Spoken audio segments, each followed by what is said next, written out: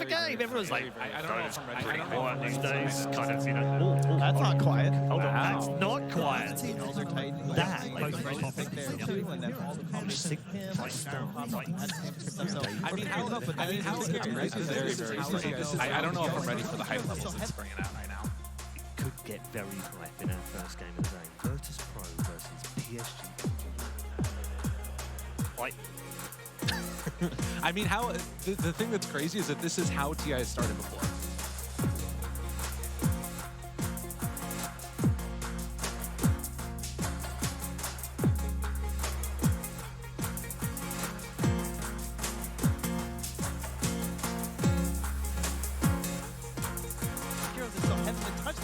TI classics. I mean, the darks here hasn't been picked. Keeper of the light. That guy got one liquid. You know TI. why? Why don't we look we've got to have return to the major champion of the let's take a look at the heroes that hasn't been not the domination yet. If you buff dark seer, he's not going to get every single match and get pressure people being the first man, like the material, and now going 65 man on Vacant. Let me ask you this. Out of those seven, which one is the most likely to steal the game? Several of them sound down. Several of them sound down. It's still a little sketchy right now. That over gets banned out. The engine banned out. I don't know. I'm not sure about that one. I played a lot of Darkseer. He feels terrible right now. This hero, like, you can pick anything else. You can run CM off lane, and you're going to be more. He carries you. You got like 2,000 MMR by playing. And then they nerfed him. And you're going to turn on him like that? Alright, it's going to be Ursa because he owns Darkseer. And it doesn't matter. They're going to be able to carry you. One of the other things I want to bring up, I'm going to show you kind of some notable stats from the group stage. We played 144 games in the group stage, and we averaged nearly 50 kills per game. 50 kills per game. Everyone's like, no, it's pretty quiet these days. Kind of, you know. That's not quiet. Oh, that's not quiet. That, maybe per game. PSG.LGD to the arena. LGD to the arena. Has already begun. If Virtus Pro had a pretty average season, if Virtus Pro had a pretty average season, Terra PSG.LGD had a terrible The thing that's crazy is that this is how TI started. have struggled in many of those ways. But they struggled in many of those with one power. But they struggled in defeat.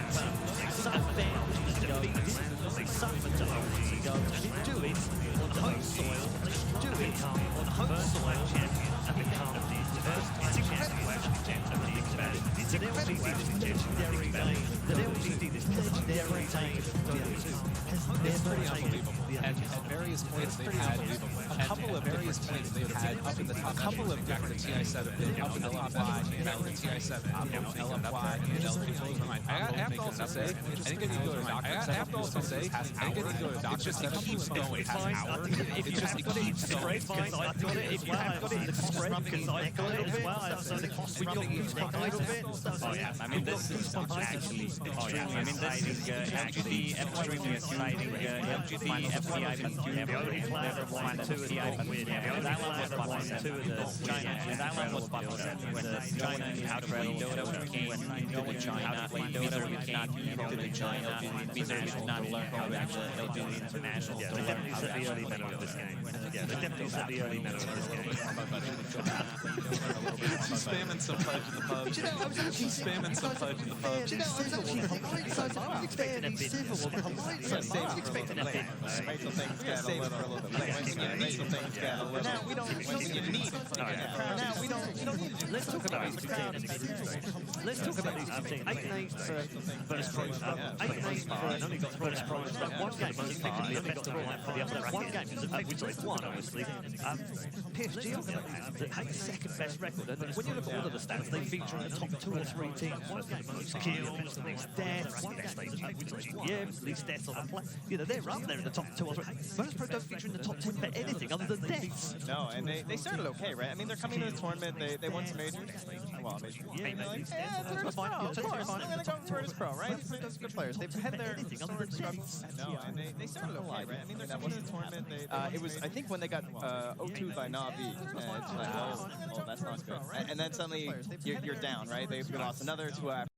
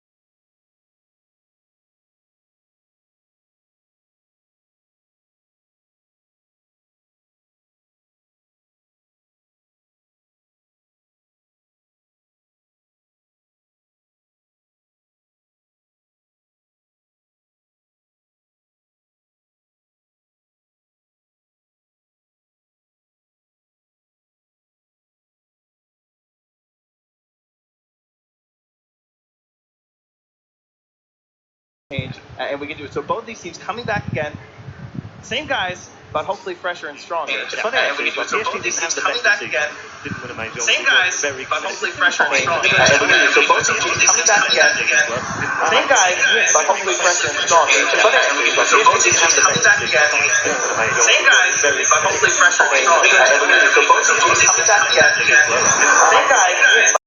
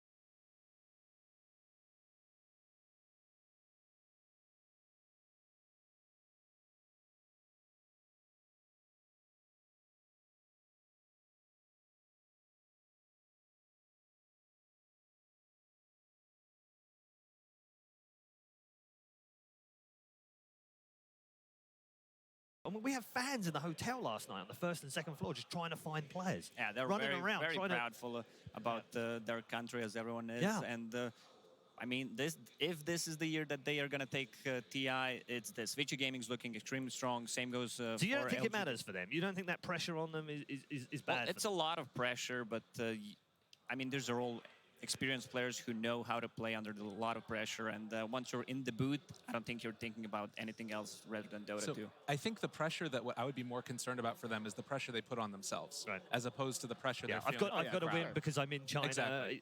All the eyes are, but it's like I'm putting pressure. Exactly.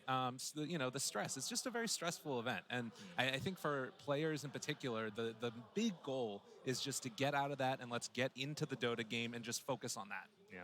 Yeah, in terms of again, going back to the intros, if there's one man on PSG.LGD that gets the biggest cheer, it's maybe every time. And he's such an icon out here.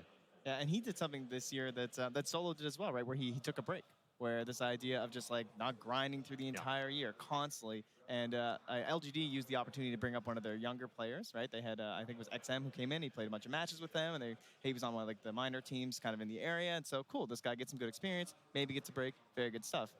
VP, they do the same thing, right? Solo took a break, and Arzik gets that new perspective, right? He's actually playing in the games, kind of maybe seeing how his team communicates a little bit more in an actual official and stuff. So I think both these teams, that's what it comes down to. It's focusing on TI. It's not about these majors or these minors throughout the year. It's looking ahead. Just get here, and then we'll play the real Dota. I have to disagree with you, Paul, a little bit. I think cheering for Ame was the loudest one because people love Ame. He's my favorite player. Have you got some sort LGD. of crowd measuring tool under here? Nah, I just have a good hearing. Okay, that's all. well, I definitely don't. So we love Ame because when he plays Dota, you know something good and bad is going to happen. Mostly it's good, but they've been picking a lot of Void. And this is the hero that either you look extremely good or what is this guy doing? And they picked Void 4 or 5 times already in the group 4 and 1 stage. during the group And he stage, tended to look good. We should say that. There most too of the many time. For now. Exactly. Yeah, until Virtus Pro figure him out some way. And then he's actually just one game away, by the way, from 300 career wins with PSG.LGD. Wow. I mean, because you think of I think of LGD these days, not of Gel 8. I actually think of LGD with maybe because he's coming up for like 1,200 games or something ridiculous. But Ame's been there a long time now. He's part of the furniture as well. And what's crazy is that he's relatively young too, a young guy, young player. It feels like a lot of people take inspiration from him too, like across all the other scenes. I don't know about you guys, but I feel like whenever. I mean, what is it? LGD Ame fan. That's like the big meme on Reddit, right? That's some insider or whatever. They love him. Yeah, exactly. Hey, he comes with the new jungle strats, right? He gets the new item built, and you see the NA pubs guys like, oh, what's Ame doing over there? Oh, okay, I'm gonna try that in my game. For some reason, it doesn't work nearly as well. I don't know what's up with that, but not quite. Virtus Pro got plenty of cheers though on the way in. Obviously been decorating themselves with Chinese words. I think that's really smart, by the way. Just a side story, but I think it's really smart that they've appealed to the Chinese fans by changing all the names on the back, and they've got some decorations on the front, and it's obviously paid dividends. So obviously, the majority of the fans here cheer for LGD. Yeah, but I think the crowd loves Virtus.pro. I think they are do, cheering right? for good Yeah, exactly. Dota. Yeah, they want to Dota. see LGD winning 2-1 against Virtus.pro because I think everyone wants to see Game 3 here. Yeah, I would love Game 3 for fantasy points alone. There, now you're really No, I messed up. I didn't do my fantasy. Lyrical. Come on now. My bad. Well, whilst he sucks, let's go over the 3 men that don't suck too much. Gentlemen, it's a pleasure to be here. My name's Tsunami, and I'm joined by 2 men whose streams you've probably fallen asleep to. It's Cinder and Purge. It's a pleasure to be here. We are bringing back the draft panel. It's been a long time coming, but we don't really trust them to talk about the Dota. I trust you two to talk about the Dota. Guys, it's LGD versus VP. These teams always face off at the beginning of TI. How is this fated to be all the time? Oh, they're both really good. Yeah, that's exactly extremely good players. I mean, it's going to happen. You get winner bracket, and there's only, what, 4 options? So, yeah. I like what they mentioned on the panel over there that Virtus.pro had a really slow start, which is kind of unusual, I want to say. Generally, when we've seen VP in big tournaments, they come in really hot, and then they get cold when it gets crunch time for main events. This time around, they've had to struggle through the groups, which could end up being helpful for them, getting this experience of learning from losses. We've seen plenty of times in previous tournaments that teams that start up losing and regain momentum suddenly go really far. OG barely got 4th in groups last year. They end up winning the whole thing. Yeah. We've had plenty of tournaments with teams like Evil Geniuses with slow starts. Yeah, I think what's important is that the teams that ultimately want to win TIs, they do what they think is best. They don't try to follow the meta, and I think VP is a lineup that is doing that, even though they had that rough start. One thing that I thought was really interesting about looking over their past drafts is the one hero that they didn't pick or ban the whole group stage was Ogre Magi, which is mind-blowing considering the fact that almost every other team prioritizes it as like the 3rd or 4th best hero, ideally as offlane, sometimes as a support. So that's something that could be really interesting going into the draft. He's been the hero of the tournament, and for Virtus.pro, they seem to be favoring a little bit more of this like Shadow Demon support type thing, as we should see the draft beginning shortly. LGD versus VP, Game 1. It is a best of 3 in this upper bracket. We're going to start taking a look at the heroes. They're jumping into it pretty quick. No Ogre ban or pick. Enchantress was definitely one of the most important heroes for everybody here. VP ended up banning that in the first stage. In the first 2 picks, we have a Silencer Earthshaker for Virtus.pro, and for LGD, we have a Rubik and a Tidehunter. Silencer first phase, Cinderin. Yeah. What is all this happening? I love this hero. And I think Solo has a very good understanding of how to play it in lane. Silencer was a hero going into this tournament that I thought teams were in general going to rate higher than they have. But VP was definitely one of the top teams that I would be looking to pick this hero more than others. Simply, even the possibility of running it core, which I don't know if we've seen them do, but when you pick it this early, it can even be a flex pick. Silencer has a lot of good matchups in mid, and overall, just this first phase in general for both teams is super team fight heavy. So I think both teams are coming in with this plan that, all right, the way we're going to be playing this first game of the main event will be centered around taking really good team fight executions. And yeah, Silencer breaks that up really nicely. It'll help a lot against the Rubik and the Tide for sure, because then if you do start an engagement, at least in the first or early part of the game, you can prevent some steals, you can make sure that the Ravage comes late or something like that. Yeah, the potential for the team fight seems to be a very conservative way to enter a high-stakes event like this, because everyone always says, you know, like, oh, your laning phase may not matter, you know, the late game may not matter. It just matters about your initiation and your team fight execution. They've got the initiation set up as well on Virtus.pro with the Earthshaker, a hero that we've been seeing also in a variety of roles. We saw some Miracle Earthshaker in the group stage. Obviously, we saw Tim's crushing it on the Earthshaker. This is a hero that has a lot of flex potential, but is always great at initiation. Yeah, the other heroes to pay attention to, not necessarily just in this game, but the top 3 supports right now are probably Shadow Demon, Elder Titan, and Ogre is the 3rd most likely. So those all getting banned in the first phase, not too surprising there. LGD using Leshrac a lot in their matches during the group stage. It was a lot of like SD, Leshrac, Elder Titan, Leshrac openings. So they've done their homework. Something curious about this draft is when you think about the pick order, when we jumped in, we saw the 2 heroes from either side, but the pick order of this game was the first pick Silencer. Correct. Into Tide Rubik, who we're saying Silencer is good against, and then they picked Shaker into Rubik, which is a classic Shaker counter pick because you can steal the fissure. So it kind of feels like both teams have an idea, and they don't really care too much about what the other team wants. They're just like, we have our strategy, we know how to play this, you guys can try to counter us. Let's see if you can beat our best strategy. So now that we see the Gyrocopter, you're telling me that VP is going to pick up an IO? You got to keep up in the arms race every single time. We've seen a lot of Gyro have success. In fact, surprising amount of Gyro having success, probably the most popular carry at the group stage, and most of it was without an IO. Yeah, it's definitely the most surprising carry trend for me, at least, because classically its strength has always been linked to IO, and the IO still seems kind of good. Although in this tournament, not a hero that's been massively banned, so maybe Valve and IceFrog finally pushing it into the right place. But Gyro's strong because he can lane quite well. He does damage just with having levels, essentially. He's gotten some base damage buffs as well, so he lanes kind of okay. And most importantly, the early rotations. You leave your lane with those extra levels you've been given by your team, and then you make kills happen in other places. So he helps scale and tempo in the early game, and then in the late game, he can itemize pretty effectively to be a hard carry. An added benefit of this hero is also something I've noticed from LGD. They love picking this hero when they're second pick, because something you're struggling with when you go into the second phase of the draft, the second pick, is that every pick you take, the enemy gets a counter pick. So ideally, you want to, in this phase, grab heroes that can fulfill multiple roles or go to multiple lanes so that the enemy team can't just target out one of your heroes at a time and just beat them in lane. And Gyrocopter for LGD, oh, that's the first brew pick of the tournament. Let's go. Knock down one of the unplayed heroes. Brewmaster has finally been selected. I'm surprised because when I saw him in the graph, or the chart earlier, I thought, oh, Brewmaster's not terrible. No. He's very good at team fighting. That's one of the best benefits. So between Brew Split and Global Silence and Earthshaker, they should have some nice team fight advantage. You can take one guy out of the fight. That could be Cyclonian the Gyrocopter, for example. And then you look at LGD's draft and you're like, where's your damage? So there's laning potential with the hero. His Ags was changed recently to increase the movement speed of the Brew Splits. There are some options with this hero, and I'm surprised it took this long for him to get grabbed.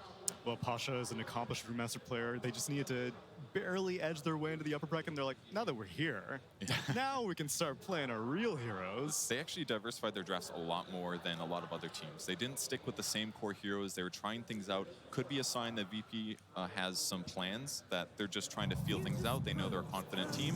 Wherever they land, they'll do well. And the Ogre does finally make its way in. So just to finish off on the Gyrocopter, we get a very quick counter pick to the Gyro here with the Morphling. Very thick. I don't think I wouldn't consider Morphling in that category unless you got to go all strength, full strength, and then you're thick with 2 C's. Morph can turn into whatever he wants. If he's feeling thick on the day, he can go that way. I'm thinking he's feeling like Gyro on this day. He's feeling like Gyro on this day. Clear counter pick.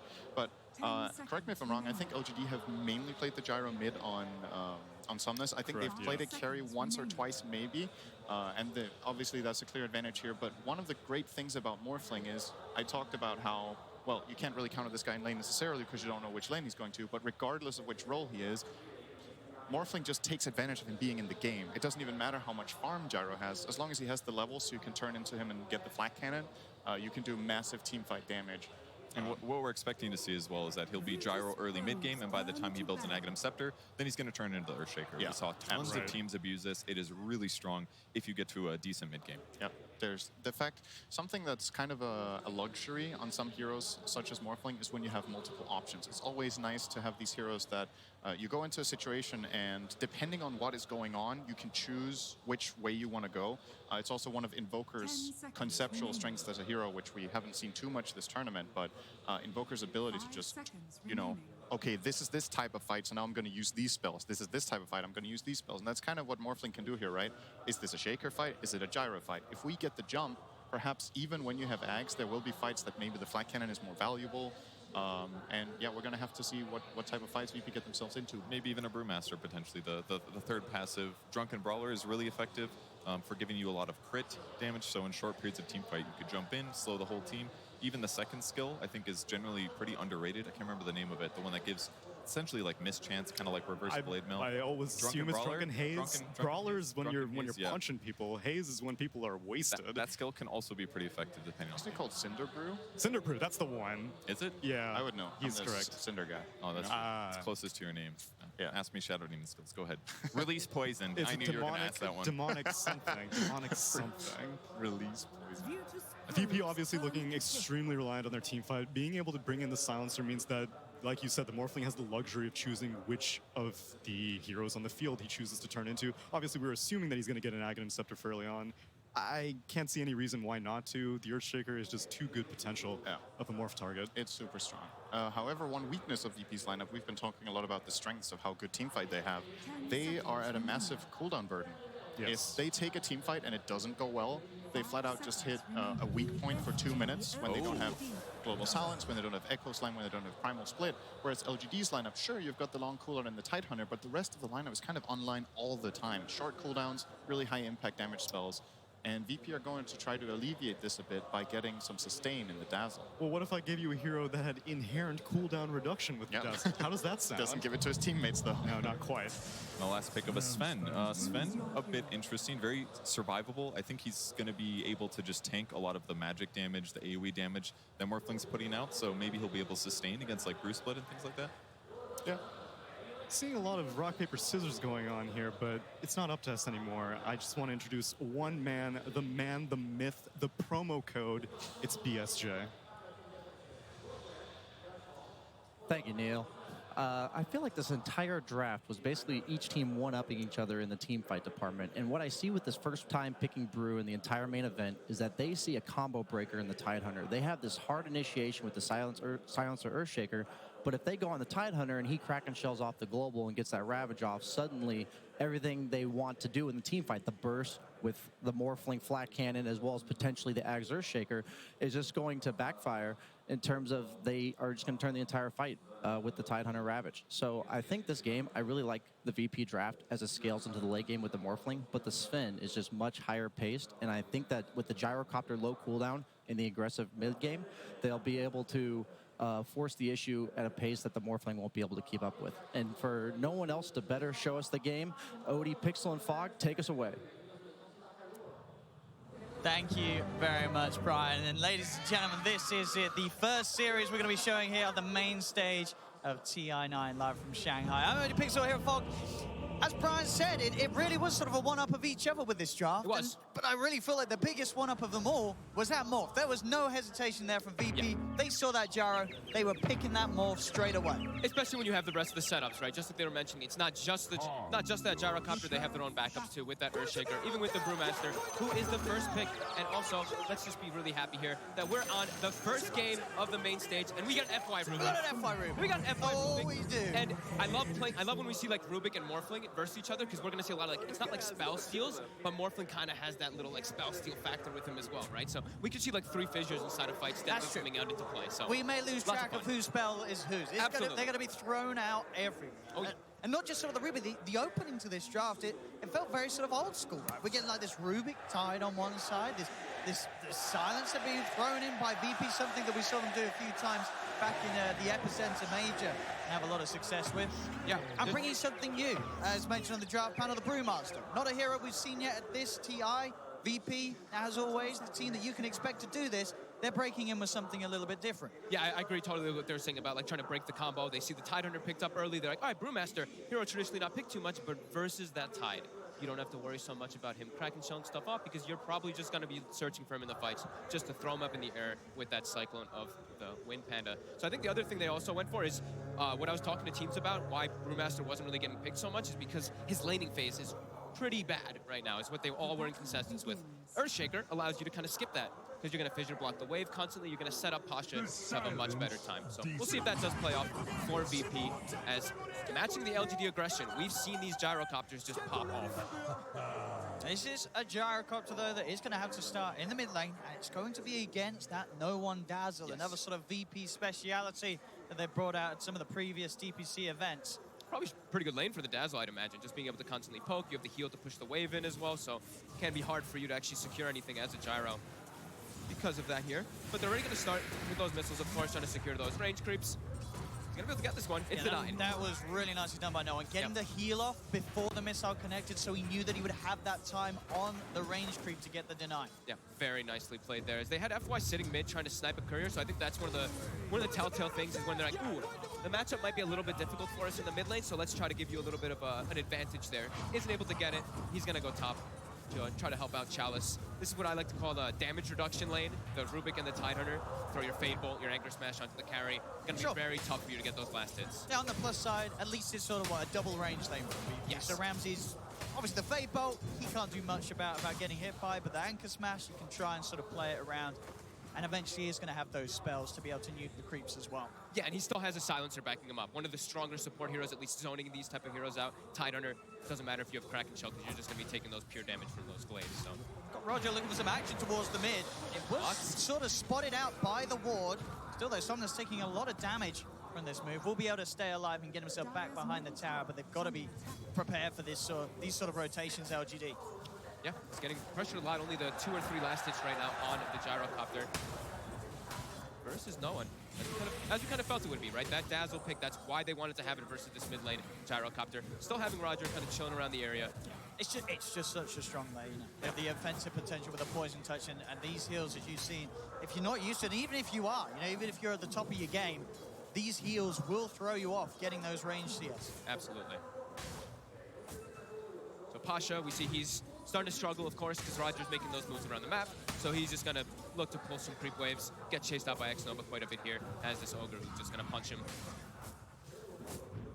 But full free farm, importantly for Ame. That's the one we're looking at. The Sven is getting no pressure on him whatsoever. Oh, bit of a lift back onto Solo, dragging him into the creep wave. FY! He'll set up for first blood. Solo stepping a little too far forward. It's an FY Rubik. It's game 1 of the main stage. He wants the first blood. Could be the beginning of a bit of an FY highlight reel, depending on how this game goes. Definitely the fact that Sven is starting well, as you say. This is what BSJ talked about. He was worried about LGD. If they can get that Gyro and Sven off to a good start, it's going to be very tough for VP to sort of hold the game off to the point where Morph is able to come to the fights and really utilize the flak without being run over. Ooh, look at FY doubling up the wave there nicely for Chalice, making Ramses also farm under the tower as well. Some nice moves around here by FY, just building those up. He's just dancing around. He is, and obviously what the VP do, they can start to walk Solo over, but FY... He's got a TP available. Yeah, he can... I mean, he's actually dead. He's taking way too much damage. He's going to head up to the tower, but Solo, he's going to be around for the XP on that one. Didn't get the in. What was the plan there from FY? He's just trying to double stack the creep so they push into the Tide on the top? Yeah, I think he wants Chalice to be diving under Ramsey just like this, putting the pressure on him, not letting him to just free farm under the tower. Obviously, not wanting to die there, but it's not the biggest loss. Sure, Solo gets some gold there for himself, but you see Chalice is getting this massive having a great time, and look at that. Look at this wave. That's a triple range creep coming in now. So that's going to be a very happy Tidehunter. So I think VP, they should take advantage of this, though. I think you want to maybe even rotate Roger up top, and you try to set up here for trying to push. Do not let this Tidehunter get that creep wave off of the tower. And look at this. This is really going to... This could actually chunk the tower down a lot. So Chalice, he has the skill of Gush, but he has the skill point of Gush, but no mana just yet. And Roger is making the move over. And he's got that arcane range, so it's likely that he's going to get the chance to get a couple of fishes out. So we'll see the opening. In they go, collapsing in onto Chalice. TP over will be coming through from the Ogre. They're blocking Chalice off. FY's there with the new cut to Ramsey, but Ramsey starts to shift, turns towards FY, has to wait for him out over towards the trees and out of there. Chalice still alive. PSG.LGD will be able to keep Chalice safe with the support rotation. They're still trying to poke. In fact, Chalice, he's come back up. The curse is on him. Chalice will still end up going down. Now VP turning their attention over towards X-Nova. They're going to try and chase for another. The Fate Ball from FY will come out. There's just too many creeps. They clipped the wave under the tower too, so they just continue diving forward. Yeah, those stacked up creeps working against PSG.LGD there in that sense. And in fact, VP, they're still poking and they're still fighting. PSG.LGD is trying to come back in for the rune contest, but VP's already picked it up. Be able to grab that one in the top one. Meanwhile, down bottom, Arme does continue to get all the space in the world, enough space himself to head over and grab those 2 bounty runes for the team. He's going to be the full free farm. The other one, though, if you look at the mid lane, look at that dazzle. 31 and 10 to the 18-3. This is the power. He has really done a great job in this matchup here. They're even trying to fix this right now with a gank setup, but there's not level 6 yet on that gyrocopter, so no call down available. TP is at the ready. Roger's already prepared for this. He's actually smoking himself alone to try to catch something here, and he breaks this. He sees the entire movement, sees the 2 supports in the river as the smoke breaks, and no one is going to be very, very safe and sound. They cannot get that surprise movement onto him. Pasha dropping low from the cleave. Just be careful not to step up too far. A couple more hits and a stun, and he probably can go down here. Pasha. Yes, just stepped up. Oh, no. Pasha getting a little shaky on the main stage. We saw some of those deaths from Pasha in the group stage. Yeah. If he I'm got sure lucky, the team would have hoped that it sort of left those behind, but he did get the Drunken Brawler off before the attack, so it was like a 50-50 chance, yeah, but still. you shouldn't play for risky. that sort of RNG. That's not good odds.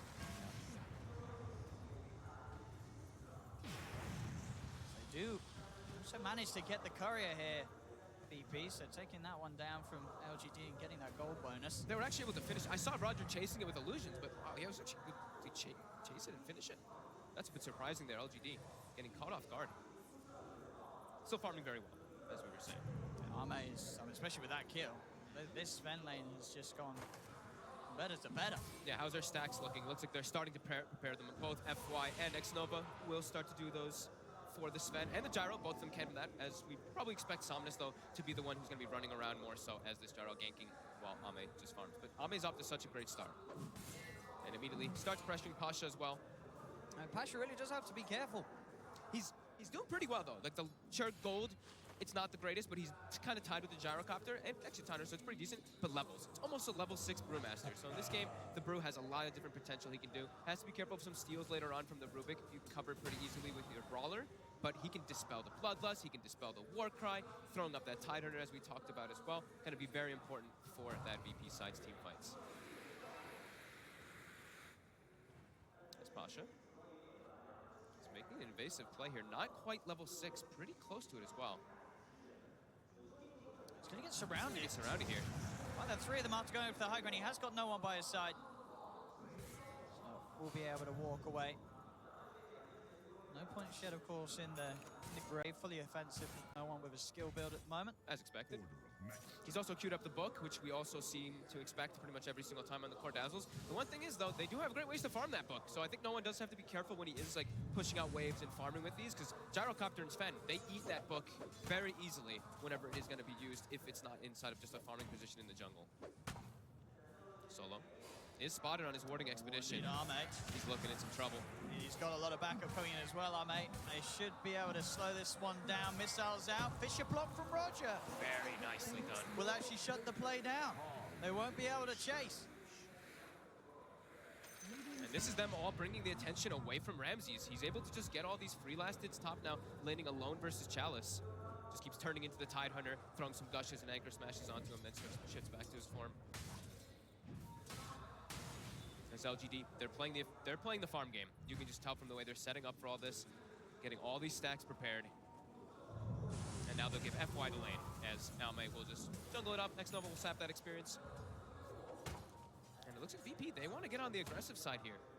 They want to make the move bottom. They see that the Rubik is farming the lane, so they're like, all right, Sven's jungling, we have to put pressure on. Don't let this Rubik just keep fade bolting the wave and getting all this farm. So this looks like they're going to just surround and go for this tier 1, as we expect that LGD will probably do the same on the other side of the map, probably going for the mid tower or that top. Still will be the mid. So a little bit of mirror movements coming into play here from both sides. She was able to start the fight first as Ame. Close to no one starts to poke. Roger will get the wrap round. They've been blocked up, kept on the high ground. There's the ult from Pasha. They're ready to run them down. They're straight away on top of the Gyrocopter. Somnus, he's in trouble. They've taken him out. The rest of LGD will be able to get away, but again, Roger blocking off the entire team with that Fisher. They're even going to be able to look to chase Ame a little bit, but the split will end. They won't push it any further. Still, though, great defense from VP. Yep. Bringing Pasha there. Roger, again, being in the right place at the right time. So far, Roger on point with his Earthshaker rotations in this start, these first 10 minutes. Only level 3, as he's been forced to move around a lot, but he's got the tome. He'll be able to catch back up soon. And it looks like they're actually giving Somnus the tome in this one. Maybe we'll be the one taking it from his team. He probably just feels like he got set back a little bit too much versus that Dazzle. Sure, they don't have their Rubik level 6, but he'll probably be able to buy the other tome soon. Yeah, really prioritizing having that Gyro off to a good start in that early game.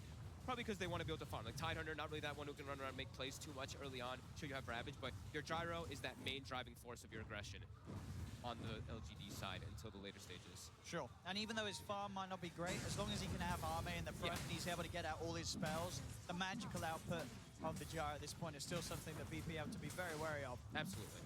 You just have to make sure that they can get past Ame and get on top of Somnus. He is still vulnerable at the moment with that lack of farm that he could find in middle.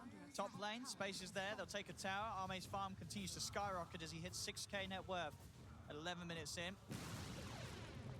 Looks like Ramsey's still going to be going for that Linken's first item. Probably the Linken's into the Aghanims in this game, as the panel was mentioning. Such a good Aghs game, as he has that Earthshaker on his team. But the Linken's very good versus those instant disables, in particular the Rubik. Roger. Again, he's coming with the wraparound onto mid, looking for FY. FY has got the heal stolen. But the poison and the Arcane Curse, he's ticking away. Goodbye. They got him.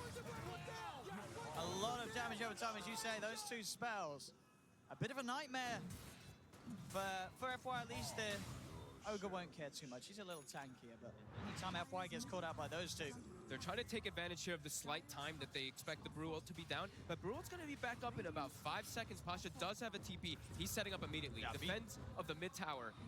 and again, Roger. He keeps blocking LGD off. They keep coming over to VP's half of the map, and they can't get back to their own. X-Nova's trapped. Roger himself, can he get away though with the telekinesis from FY, dragging him back into the missile combo? Stuns out Roger, he's still alive. LGD cannot get the trade kill as Arme tries to move forward, but all the damage over time is a pretty sizable heal bomb until Limpin Ramsey's looking for Arme. Arme's dead, double corrupted challenge. It's a 5-man ravage, but is there the follow-up? Sticks a pop. VP, they're back up to full. They'll collapse immediately onto Somnus. They'll get themselves another chalice, will be able to escape. But VP, they are outplaying and coordinating these team fights to perfection. Such beautiful rotation. I mean, Roger is just coming in so clutch for his team. That wraparound, again, he even gets put in the front lines, and he survives during all that. They don't have the damage because of how underfarmed the gyro is. Look at Maybe in the game. He's bottom 5 net worth. They don't have the damage for when he's in there. And that's the second time that LGD's fallen for it. They're sending 3 heroes over the river, and it's as if they're forgetting that there's a shaker in the game. Such beautiful plays there by Roger. Yeah, like we said, too tanky for him to even go on. Ramses turns into the Morphling there, or turns into the Gyrocopter. Sure, they get double stunned, but at this moment in time, they're way too strong. It's a bad call from LGD to try and stick around for the fight. They feel confident because they have the Ravage. Yep. But at that point, Arme's already dead. There's no way for them to follow it up. There's no way for them to follow it up. He's got the phase, he's got the Midas. He's not ready to fight just yet. I mean, he's got the phase, he's got the Midas. He pretty much has the Echo Saber now finished, but there's a lot of ways to control him, as we said, from that side of VP. This early game aggression coming from this Dazzle, from this Brewmaster, from this Earthshaker seems to be a bit too much for LGD to take right now. I mean, if LGD want to fight, they've got to do it when they know there's no split. They know there's no global. This is that little bit of an opportunity, but it is hard because Chalice chose to try and commit to that last fight with the Ravage. When the Ravage went off, we saw Solo pop the global before he gets hit by it, so there's no follow-up. Even though in that instance there probably wasn't. I mean, there was like no one around anyway. But yeah, just you see what the plan is, why they wanted that silencer. Still, the net worth very close due to the fact that Arme, even though it was taken out, was able to get back onto the map, and with that Midas finished Echo Saber, he can keep that farm pace up very, very high. The gap is being closed between himself and Nolan and Ramses. Both the Morph and Dazzle race to get on par with Sven's farm, and if VP are able to start to gear up and push around this Dazzle and his Necro, but getting those towers, that net worth will swing even further in VP's favor. I mean, the Necro one, and then he's just going, he's already queued up the mech. He's going straight for mech, trying to deal with all that damage that can be coming out from LGD. They're going to be able to counteract a lot of it. Not just that, they're going to get a couple timings together, it might seem, here for VP, as the Blink Dagger from Roger is only 600 gold away. And if we look at the initiation from LGD, it's kind of limited until they get that like Blink Dagger either on the Sven or on the Tidehunter, which they both do have queued up. It will take them some time. So Roger could come in really clutch if he's able to get that one at an early pace, and they're giving him the farm. Pace up very close to that Blink. They're all already grouped up. The Bruce Split is available again. And Nolan and Ramses. Both the Morph and Dazzle race to get on par with Sven's farm. And if VP are able to start to just gear up and push around his Dazzle and his Necro, VP entirely for now. See if they do anything about this tier 2 tower push. TP does come in from X-Nova. He's already queued up the mech. He's going straight for mech. Pushing the Necro, but VP doing a lot of damage to this tier 2. LGD will start to get close to the tier 2 top. You think about looking for a trade, but it's not going to be easy. Bottom lane Pasha trying for the wraparound. X-Nova's already out of there, but the tower goes down for the 16-minute mark. VP continuing to keep the pressure up. Want to try and dive this. They're going to. Ramses goes straight forward up to the high ground. X-Nova's dead. Killing spree for Ramses. TPs will start to now come through from PSG.LGD, but VP are able to easily back off, get themselves out of there. They got what they wanted. They can get an extra kill out of it. They've got map control too. LGD not looking to want to fight until I believe they have those blinks. I think they need some easier ways to set up the fights to just instantly kill someone on the side of VP. VP, when they're all rallied together, they're just seeming way too strong right now. And now the Blink Dagger is already finished up for Roger. I believe it's coming out on that courier. And it's just the way that VP's playing. I don't blame sort of Brian in the analyst at the start. You know, you look at these lineups and you think, well, the Gyrosven, they're going to be able to play the fastest. There's a Morph. He's going to need time. But Ramses is actually able to get really active across the map because they have this mid-dazzle. No one's just this force that enables the Morph so early on. It doesn't matter if Ramses is committing, getting low on the HP, because there will be that burst heal and time for him to shift back. He can play so aggressive. Pasha? And it's catching them off a little bit. Now down bottom. They don't have enough. The split's going to be out. They're going to look towards Arme. They're going to surround him. Another heal bomb for no one. Bringing Arme down low. Pop the war cry. They left him. He's been abandoned. They've abandoned him. They know that there's no hope for Arme. As VP making moves there with just the two of them, taking down Arme, the most farmed hero, of course, on LGD's lineup. He just gets shredded by these heroes. Yep. Pasha in this game, just be able to get how much he got down bottom because of the fissure blocks and everything from Roger. We got to be giving Roger a lot of that credit there for that, the setup that's going on for the Brew. He's able to do so much, and now we're wondering, why is Brew not being picked a little bit more? You see how powerful it is. Whenever he has the ulti up, LGD's just booking it. Apart from that one death in the lane, but hey, you know, it's the first time the hero's been picked this TI. It takes a bit of warming up. Sure. I mean, he's still got so much done. And he is. With the combo. He's in the zone now with Pasha. Yeah, with the Dazzle, it's seeming really powerful, really potent, how much aggression they can really start over the early game and just allow Ramses to pretty much do whatever he wants. As Ramses, he's gone greedy. He actually had the gold for the Lincolns, and he's like, find the point booster. I'm getting set up. I'm getting ready for my Aghanims. You know, I'm just starting to prep that because I know what we're going to get to in this point as we see that Dota plus win probability already.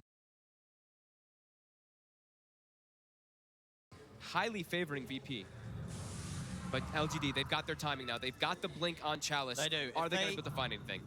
But at the same time, there's also the potential of the global silence. They'll find Solo, so there won't be a global. Or maybe they will. He's actually still alive because of the fact that Roger's able to throw himself in. Global's out. Roger keeping Solo safe. The heals are there. Chalice will now pop the Ravage on Ramses, who will get the Morph kill. It's a big one for LGD, but can they find any more? They'll start to move across to no one with a gush. Another curse thrown out by Solo onto both X-Nova and Chalice. They're trying to chase for more here, LGD. They know there's no Brew split. That's the one thing. They're playing around that long cooldown timing. Trying to pressure on. Looks like he may be a little too deep for them to continue to dive. Ramses, he actually clicked the Shrine, but he didn't click his attribute shift. So he just gets caught by the stun and dies. If he gets the shift off, he might be all right just there. Chalice taking quite a beat down here from VP. He's got the constant dispels. No, Roger. He finds Roger.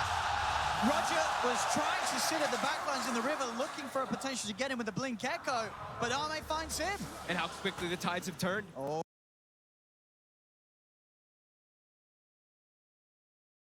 Oh yeah, with Ramses falling like that, and Arme and Somnus getting involved in these big kills, the slight gold difference swings back in LGD's favor. Now you have to be wondering if how painful that point booster picked up by Ramses was. Instead of having a Lincolns in the fight, he would have had it finished. He had the gold when he went to go purchase it.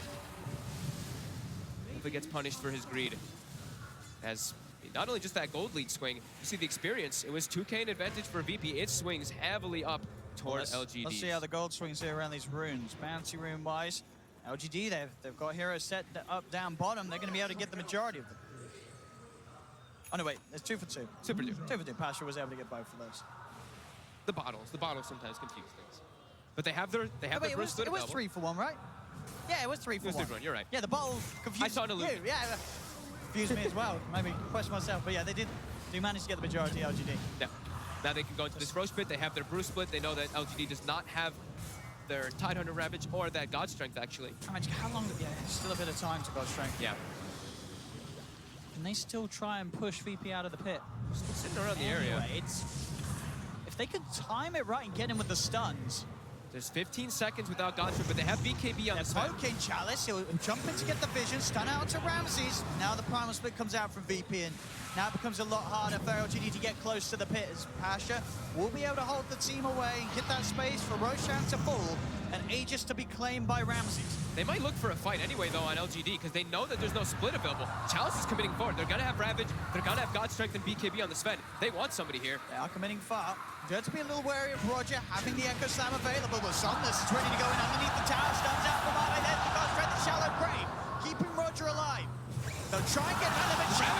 It's a 5-man Ravage. Jumps in. Echo Slam's out, but he does nothing at all. The BKB's out from Arne. They'll turn over towards Noah. The state control from X-Nova isn't enough. Noah finally heals these. They've got the damage.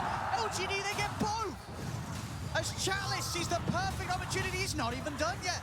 Jumps in for another anchor smash.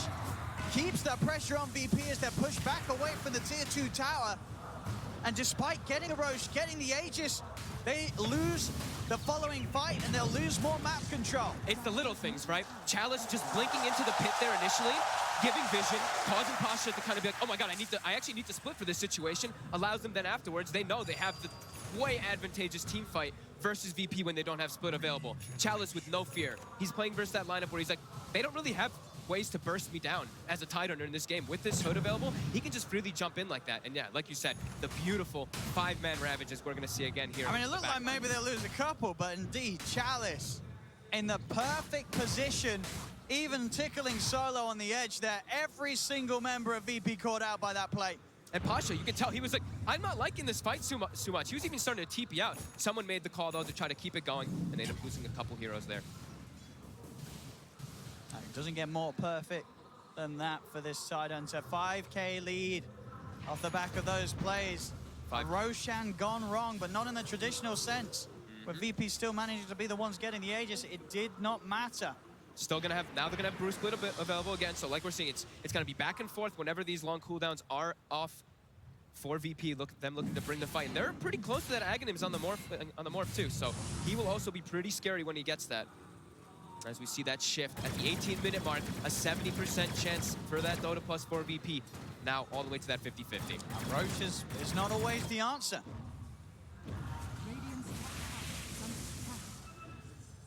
So LGD making that play. Not a play you always see, you know, only so the top of the top teams would make that. Yeah, to go in aggressive after the other team gets Roshan and Aegis. Normally it's okay, they've got Aegis, we've got to reset. They're keeping the pressure on, and LGD, they're straight back in, looking for the next fight already. Going for the big wraparound, but the scan comes out from VP. They think they got a slight vision of Ame there for a second there when they were trying to get the wrap. So you see LGD, they're trying to get the wraparound, get the backlines. Even though they're playing into the Brew Split there, they're looking for the Earthshaker. They're looking for that Brewmaster. They're trying to catch it. Just every time that Ravage is back up, yeah, they're instantly looking for action. No slowdown in play from PSG.LGD, and this is starting to be the tempo that the draft panel talked about. This is what you expect from this lineup. Gyro, Rubik, and Sven ready to fight more than ever at this 24-minute mark. And double BKBs at the ready, so they're feeling a lot more careful versus this VP side. VP just, I think with this Aegis, this is like the farming Aegis. Just get the Aghanims on that Morphling so they can start hopping around as that Earthshaker inside of the fight's getting into the back lines onto those supports. But LGD, they're staying in unison. Every single one of them playing around each other, all grouped up and out down bottom as 5. Got about 1 minute and 10 seconds left on that Aegis. As LGD, they want these bounties. VP want to try and force this fight here. They know the LGD's got the numbers, but they do have that Aegis on Ramses. There's the lead in X-Nova gets the stun. Ame just tries to Roger's dead. Pasha will get the ult out in time. Will send Ame up into the air. Chalice is able to get in and claim the bouncy room. You have to back away though, Pasha. That's a fully defensive split. He can't stay there. That's the other thing too, is the Brewmaster. We're talking about, like, sometimes, you know, we haven't seen it in a while. Versus Gyro and Sven, sure, you can dispel some stuff, but your Brewlings die very quickly to the combo of the Flak plus that cleave coming out from Sven. And Roger's got to be careful. We're seeing a couple of times where he's the one getting jumped on the front lines. They need that Shaker to jump and go. Without the Shaker, there isn't that instant lockdown. There isn't that initiation, really, from VP's lineup. They have to make sure that Roger's able to get his spells off. They're really starting to hemorrhage just a bit too much here, as it's that 7K advantage. And LGD, they're getting all these bounty runes too. Oh, they are. There's still one chilling up top. Climbing. It's 3 bounty runes for them. The 4th one is still waiting there, so able to keep increasing that lead, and the Aegis will get reclaimed. but I believe that Ags Morphling is online. We'll see what VP is going to be able to make of it. See if this is what they're missing. The last few fights have been disastrous for VP. It still feels like they need their BKBs though too. Like they've got this Ags on the Morphling, which is fantastic, but there's just so much magical damage and control that's really coming out from LGD's side. Fear of what a Rubik really can provide, even though FY hasn't been having like the greatest steals or anything like that, just getting the instant lifts or breaking some Lincolns. I mean, what are the big steals that FY's looking out for? Fissure. Fissure. Yeah, Fissure's probably the biggest one. Bruce Split, of course, but you're not likely to get that one versus Drunken Brawler unless you immediately get the lift up before he, as soon as he gets out, which you can do, but and by that time the fight's probably over. Yeah. Maybe it helps you chase for the cleanup kills. Yeah, I would turn a bad fight even worse for VP. With that chase potential. Still grouped up though, VP now. Ame shows his face. He is out on his own. He's gonna go into the trees. We'll go for the TP Roger. He's just gonna get stunned up. He's trapped in there, but VP a little scared. They're aware that there could definitely be quick reactions. PSG.LGD are starting to come over, but Ame was still relatively alone. VP just didn't know. They didn't want to make the mistakes they made earlier and try and force a fight straight up. Now they'll go back with the smoke. They didn't have any information. They've drawn the attention. A Solo, he'll head up to the high ground, blink over from Chalice, catches the vision of Solo. Solo, it's gonna be focused first. Fissure comes out from Roger. Trying to keep Solo safe. They've got to make sure that both Solo and Roger get the chance to here's that Axe. Get their ults out. They'll commit toward Chalice. Chalice has the Ravage, ready to pop. He's holding on to it for now. Ramses into the Shaker he goes, chases down X-Nova. They're pushing PSG.LGD back up to the high ground, but it's still hard for VP to find the jump that they hope for. As PSG.LGD, they know exactly what's waiting for them on the low ground. Yeah, and the Ags Morphling, it's strong because Ramses is really high level, but you also want your Earthshaker to be high level. You need him to have that max enchant totem for it to really become that super powerhouse. So only 2 points still for Roger, only level 11. He needs to find himself some level so that they can actually start using that power of the enchant totem. They know themselves. VP, they're still not quite ready to take a full 5v5. It's not easy. Ooh, and look at Ame's pickup here. A little bit, not really super unorthodox, but the Orchid now for that Sven as well. Multiple different ways to catch Ramses. Yeah. Ramses gonna be in trouble. Not only just Ramses, Pasha as well. Brewmaster hates playing versus silences. FY. Nice little escape back to base. He's got the stick charges and the heals. Maybe even buying a fairy fire on the way to make sure that he's not going to get us. He's like, I died to that damage over time before, not again. He knows how much it hurts. But absolutely, you say with that Orchid, there's still a bit of time where Ramses hasn't got that BKB. Yeah. He's got to make sure he's got it ready as soon as they'll see that Orchid's out. A lot of different targets they can go for it. Pasha being one of those main ones, like I was saying, that silence. If he does want to throw it out, it's a bit too close to the base though, being a little bit reluctant. VP just trying their best to split the map up. And you know that LGD's playing as a unit now. Roger. He's getting stalked here by Ame.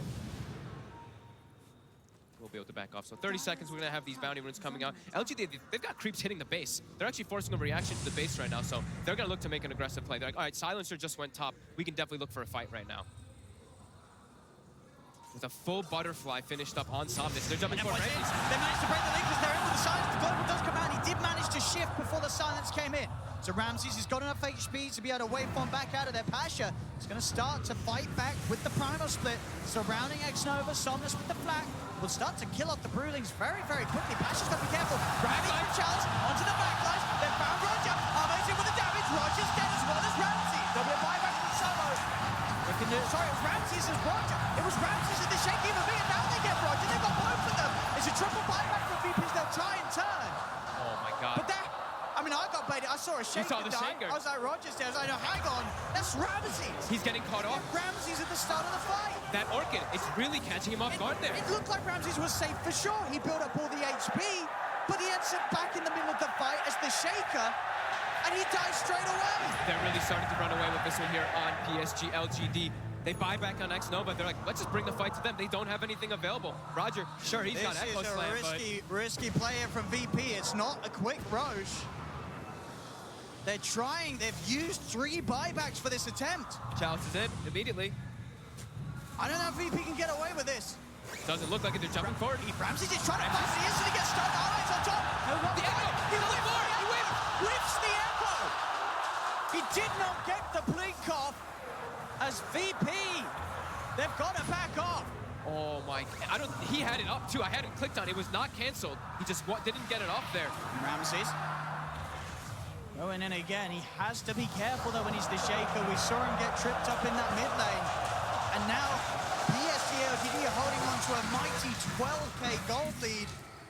And that was VP buying back 3 heroes trying to get something, just desperately trying to get anything out of it, and they can't. This Orchid, Ame, purchasing this was just causing so many problems for VP. They're set up here for the fights, but... And with it, he needs that BKB, but really again, does. it's still back to that point where he's only halfway towards the money. It's going to take a lot more time. We'll see this again from Roger. Nothing cancels this. No, look, he just echoes the floor. It was still on cooldown. It was still on cooldown. Okay. So maybe it was just still on cooldown from before. I guess it must have still been for a second. All right, when I clicked, it looked like I must have clicked it a second late. Because he didn't look at it like anything canceled it. I think maybe just in his mind he felt that the timing was there, and that 15 seconds was still ticking down. Ooh. Yeah, that's a lot of momentum. Look at this, like Somnus, he's super farmed out. Pretty much all the important heroes on the side of PSG.LGD, they have the farm. On VP, they're really starting to fall behind. That mid game, that early game, that dazzle, sure, no one, he's 4-1-4, but it's a dazzle now at this point. It's starting to become very hard. Just finding 3 kills across the map. Solo trying to push out that top lane. Uh-oh. I mean, Solo must have known that that was going to end in death. I guess at least trying to use his life to make sure that the lanes are pushed out. It's more kills for LGD. It's only 11-10, but just the fact that the kills have meant that much more. The buybacks have heavily set VP behind, and the farm rate of Ame's, Sven, and Somnus' Gyro is just at a rate that's very hard. Yeah. It's really team to keep up with as a whole. And the difference between the supports are there as well. Space is there, easy Roche, easy Aegis for Somnus. It's really telltale that VP has only gotten 1 kill in the last 16 minutes. How aggressive and how dominant LGD really has been around this mid game. Look at that, that one ticker. They've gotten an Ogre Magi kill in the last 16 minutes. Besides that, it's been only LGD just cruising through, finding every single fight that they want. Pretty much right when I had said that I think Brewmaster was looking pretty good, and why haven't we seen Brewmaster, it just completely shifted the other way around. It's a game against a Sven and a Gyro. 2 of the best carries in the game to kill those Brewlings. Yep. It's not easy for Pasha. They've got the BKB now on Ramsey, so he's going to be feeling a lot safer. But there's still so much damage now, and now at this deficit, do they even have the damage to deal with LGD's draft? As the BKBs, like we said, are ready. They've got their Aegises as well. And Chalice now picking up more items too. Has the Mac, going to be going for Greaves too. So a lot of mitigation going to be coming out for PSG.LGD. They do have Roger also hitting level 14 now for VP, so in relation to Ramses, he's going to have that Max Enchant Totem. We have double Bloodlusted cores on PSG.LGD. 2 of the best, like you were saying.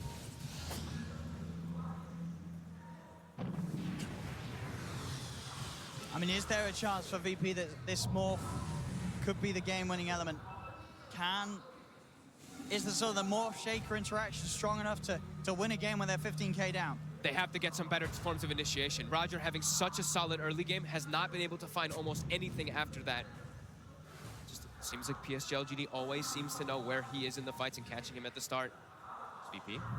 They will look to set up for bounties. Pasha, though, he's very far up and alone. He's out of the game immediately, walking to his death. They want more. But they won't find him. Just have that BKB Ramses, so a little harder for them to catch out. They're not really splitting up much versus this Morphling. So when I have seen, it's Nova though. They're jumping forward for him. Trying for the quick kill with the waveform, and they have to try to get them more. Is he trouble? Roger's going to buy him some safeties. He jumps in with the Echo. Noble popped as well as VP will try and chase for another. They're blocked off Chalice with the Fisher. Very tanky. Tanky enough that they won't be able to commit and stick on him. Chalice is able to walk away. It's a buyback from Pasha. And again, it's just the Ogre dying. They cannot find any of the big kills. And that was an Echo Slam committed too, and they only get that Ogre. Now a full Aghanim's finished up on the Gyrocopter as well. Ramses, considering going for something here, there's still the BKBs available though. Somnus uses it. All the big heroes are here for PSG.LGD. VP have to hold back. There's no way that it's in their best interest to try and find a fight, and they will back away. So some of the times when I have seen these Ags Morphlings with the Earthshakers, what ends up happening is one team starts splitting up, and that's where the Morphling really starts picking himself up. Because you get the one-by-one kills constantly, you get these massive amounts of experience. But PSG.LGD, look at this, they're all just grouped up. They know how strong they are. They still have their Aegis available too. They're trying not to give VP any little type of breathing room at all. They're playing phenomenally as a team here. Oh, he's gonna be able to move out of it? No. Kind of stuck. He'll get out of it. Chalice. He's in position. Chalice again! Is in with a ravage. They've got the set of the Grave does come out in time to find some safety for Ramses. He's back into the ball. Will jump away. BKB blocked by no one. BKB from Arme also about to wear off. So despite Chalice getting a big jump, this time VP won't have any casualties. They'll get everyone back to safety. Actually, nobody dies from that. He lands like a dream ravage in the backlines, but they're able to disengage. They've got the items now, VP, having those BKBs. The Linkers and the BKB, of course, on Ramses. They can play their way out of it. But do they have the damage is the question. They're going to be able to disengage, but will they actually ever be able to look for kills, setting up onto Somnus and onto Ame? It's seeming extremely difficult here, as Chalice always just seems to be in the front lines, not really taking too much damage. And immediately we'll blink away from Ramses. Yeah, they're just so tanky, and they're really all just starting to pick up more and more items. FY, quiet game, but you look at him trickling up on that net worth. He's ahead of Pasha on the Brewmaster. He's got a Hex queued up. We're already talking about the problems for Ramses getting caught by these stuns, by these silences. If they do ever get that, definitely going to be a really hard game for the Morphling. Yeah, butterflies on both cores as well. Arme and Somnus. Ame also finishing one up he goes too. for the butterfly. Selling that Midas. Not wanting to pick up an AC. He just wants to get this instead for his team, as he's going to be able to have that one-to-one. No one really going to be able to bring him down too hard. The enchant totem, though, from the Morphling, you know, you do get that true strike. Which you do, right? That'll be one thing, but... Which sort of makes it like, well, why the butterfly? We do see, obviously, butterflies it's such a value. sometimes. It's just such a value The item. attack speed. Yeah. The edge, a little bit of armor that gives, I guess. And, of course, for just everything else that's going to be trying to him in the fight. Yeah. The splits, the summons from no one. Strength heroes, like, even like dating back forever, it's always been like, I want to buy a butterfly, but sometimes you just don't have the slots for it. This time he's feeling super confident. They have a 20k gold lead. VP starting to trickle their way out forward here. What can they find? Ramses. He's going to try and look for the opening. They get the ball shot on two, but he's in on the back. Two man's one. In with the gold strike. Silence is dead. Now we have to save Pasha for a little bit with that shallow grave, but he's silenced, surrounded by Somnus. Pasha's dead. No one's taken out. The sentry's in position, so they kill him off through the Glimmer Cave. As no one buys back. And Ame finds him hiding in the trees. Roger, as this is just getting very, very nasty for VP. Every single fight, every single play. I mean, poor Nova, he's taken one for the team this game. Oh, for sure. He's the only guy that's died on LGD's lineup, it feels like, in the last 20 minutes, right? He is the only one who's died in the last 20 minutes. Yep, 3 deaths for the Ogre, unable to find any kills. All working to plan. The Ogre Magi strats are real here. And it's absolutely working for LGD. Hey, he's doing his job. He's bloodlusting really in the fights, and then he dies. They're like, all right, X-Nova, great job. Yeah, they're really starting to, I mean, they have been running away with this one for about 20 minutes now. VP unable to really find any breathing room as Ramses stepping up. His BKB just comes back up. Whoa. Just gotta be careful. That was a little scary. It's gotta feel rough for VP. I mean, they've only killed the Ogre. They cannot kill anyone else, it seems, on PSG.LGD's team. Oh, look at this, too. A bit of a, quick easy kill there from Ame. Bit of an unauthorized build. Another Basher being built up on a Gyrocopter after the Aghanims. So some more control for that Morphling. I mean, they're probably feeling themselves. They're feeling it now, PSG.LGD. They know. 40 minutes in, 27k advantage. 25's coming out as well. Can VP swing this game around? They're running a lineup that that has that brew off lane, this dazzle mid. I feel like sort of these heroes, their time in the game, it's kind of passed. It passed it's a long all time on ago. the Morphling. Yeah. It's all on Ramses. It's a full floor protect one that in the mid game got completely outran here by LGD. And They've lost their timings. I mean, if they can hold and keep it up, is there not going to be a point of the game where Ramses is like, well, I need to start building right click and screw the shaker. I've got to become the Gyro. He has to. I mean, he has to get the Manta as well, though. That's the problem. Is if these silences and this control is just too much. He's not investing yet. So do you think he's thinking, well, let's get a right click. Let's get some damage items. But what would he get? That's the one thing I'm trying to think. What's the solution? What right click item? Get Rapier, become Gyro, bam. Still very difficult. They're so tanky, right? Even then. You've got the Grave. You'll always get the hits off. Got the Grave, yeah, that's true. Always get the hits off. I think he's thinking about it. He's still not spending, maybe because he wants both and buyback. I do believe I know he's got the recipe anyway, so he is going to continue with the safety route, get that Manta done, and make sure he's got the money. Yeah, he's just 200 gold short. So. Oh, Courier. Should have the... Oh, no, that's his Manta. That's the Manta. Oh, no. Yeah. Oh, no. Yeah. I mean, he's got buyback, but he is going to be short of that Manta style for 3 minutes. And they've already been unable to really kill anybody besides the Ogre, like you said. Aditi route. All right. I think PSG.LGD is gearing up for the finishing blow to VP in this game one. They have a Hex on the Rubik as well, like I was mentioning. So those instant disables, we're going to have to watch Ramses if he's going to be able to get that BKB off before he gets caught. Pasha as well as Roger, both playing on the left side there. Ame already pops the God Strength, ready to go. He's jumping in. Solo's dead. Ravage is out. It's going to catch up to Pasha, who's held at the back. Silence to make sure that Pasha cannot get in. Roger, he's trying to poke from the backsides with the Fisher, but LGD just pushing in, taking the range rack's fortification. It's only going to last so long as they'll wait it out. LGD finish off the entirety of the mid lane of Rax. Ramses is going to look for the jump forward. He's trying for X-Nova. Poor old X-Nova. But this time They gave him the cheese. They gave him the cheese. They gave him the cheese. X-Nova will be able to stay alive with the boys this time. He's not dying today. That was one of the cheeses, I believe, because they still have the second one, so yeah. And now a full refresher as well. I think they had a refresher shard as well, right? I think they must have used it before. X-Nova. He had the cheese. They prepared him. Not They this time, prepared it him for says. this push. They made sure he took his dinner with him. As now they can't even kill the Ogre. No, they. I mean, That without the cheese. Maybe they'll give him another one. Do they give him the next cheese? No, they're gonna keep FY. But the mentality now, they've tried to kill the Ogre. They can't even kill the Ogre. As this lead just continues to go. And I feel that we've seen VP in this situation quite a few times in the group stage. And game 2 hasn't gone a lot better after game 1's been this rough. A lot of the games in the group stage where VP did lose, it was very one-sided, very stumpy in this game. For the 20 minutes onwards, it has been. Chalice is in.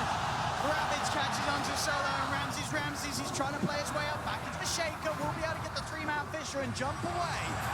They're kiting up LGD for now. X-Nova steps forward, throws out a fire blast, frees the pop. They're back onto the structures. Another tower taken.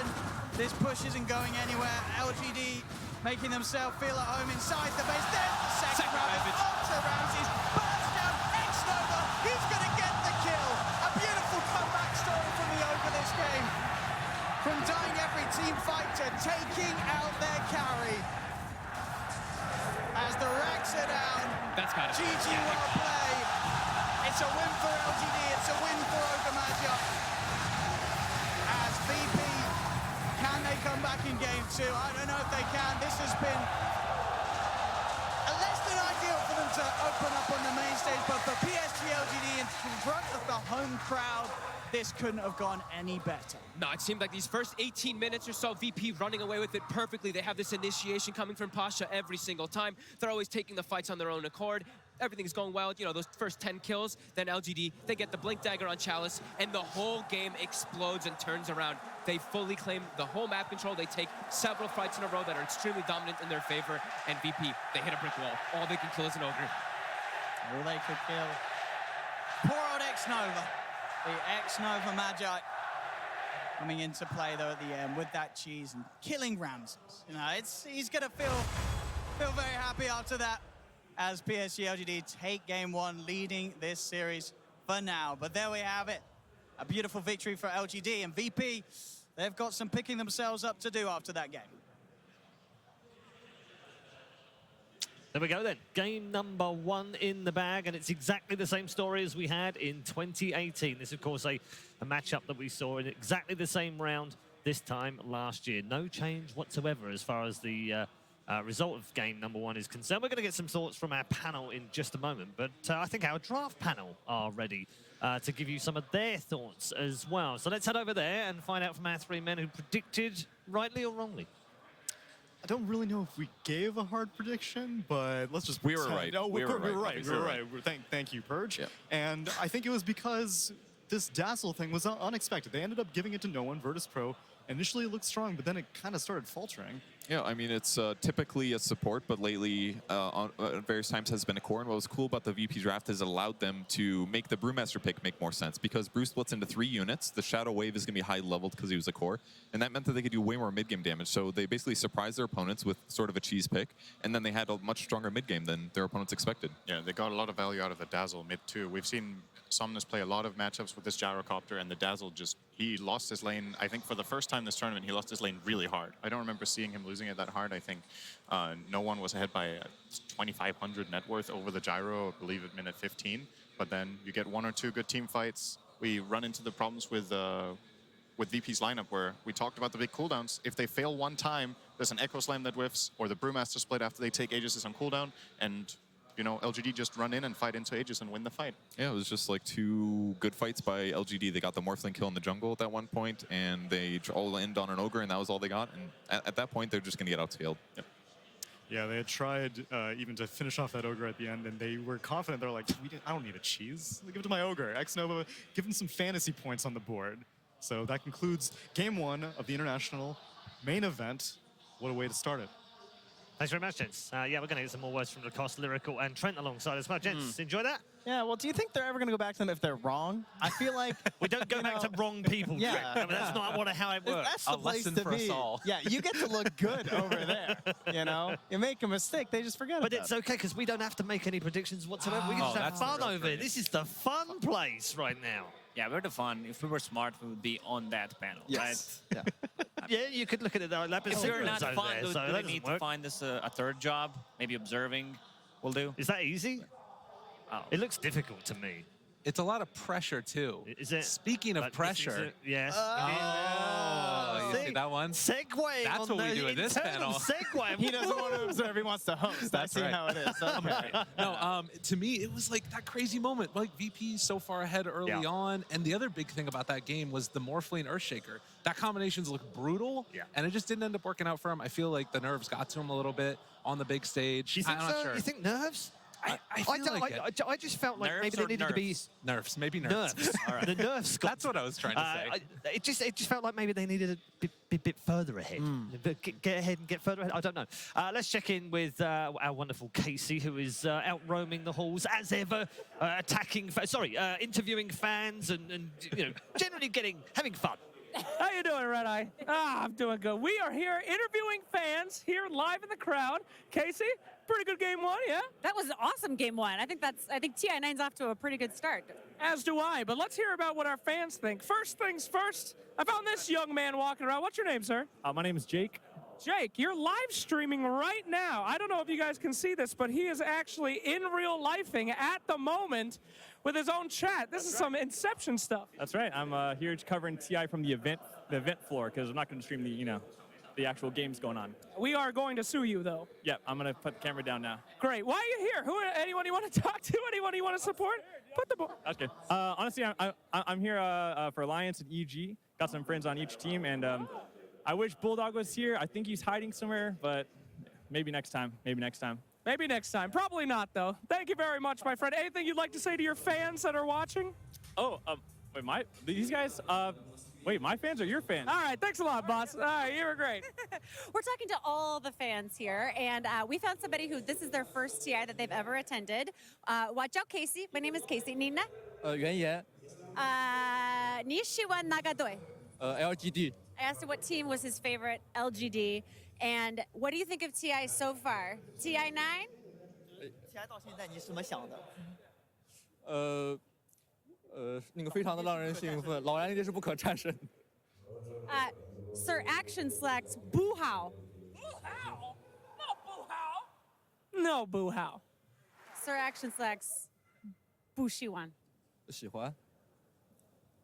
End the segment, Casey. Thank you very much. What the heck's wrong with you? Shishi. I'll give you, I'm going to ask you one more time because I want you to be super excited. Nishiwan Nagadoi. LGD. Yes! Yes!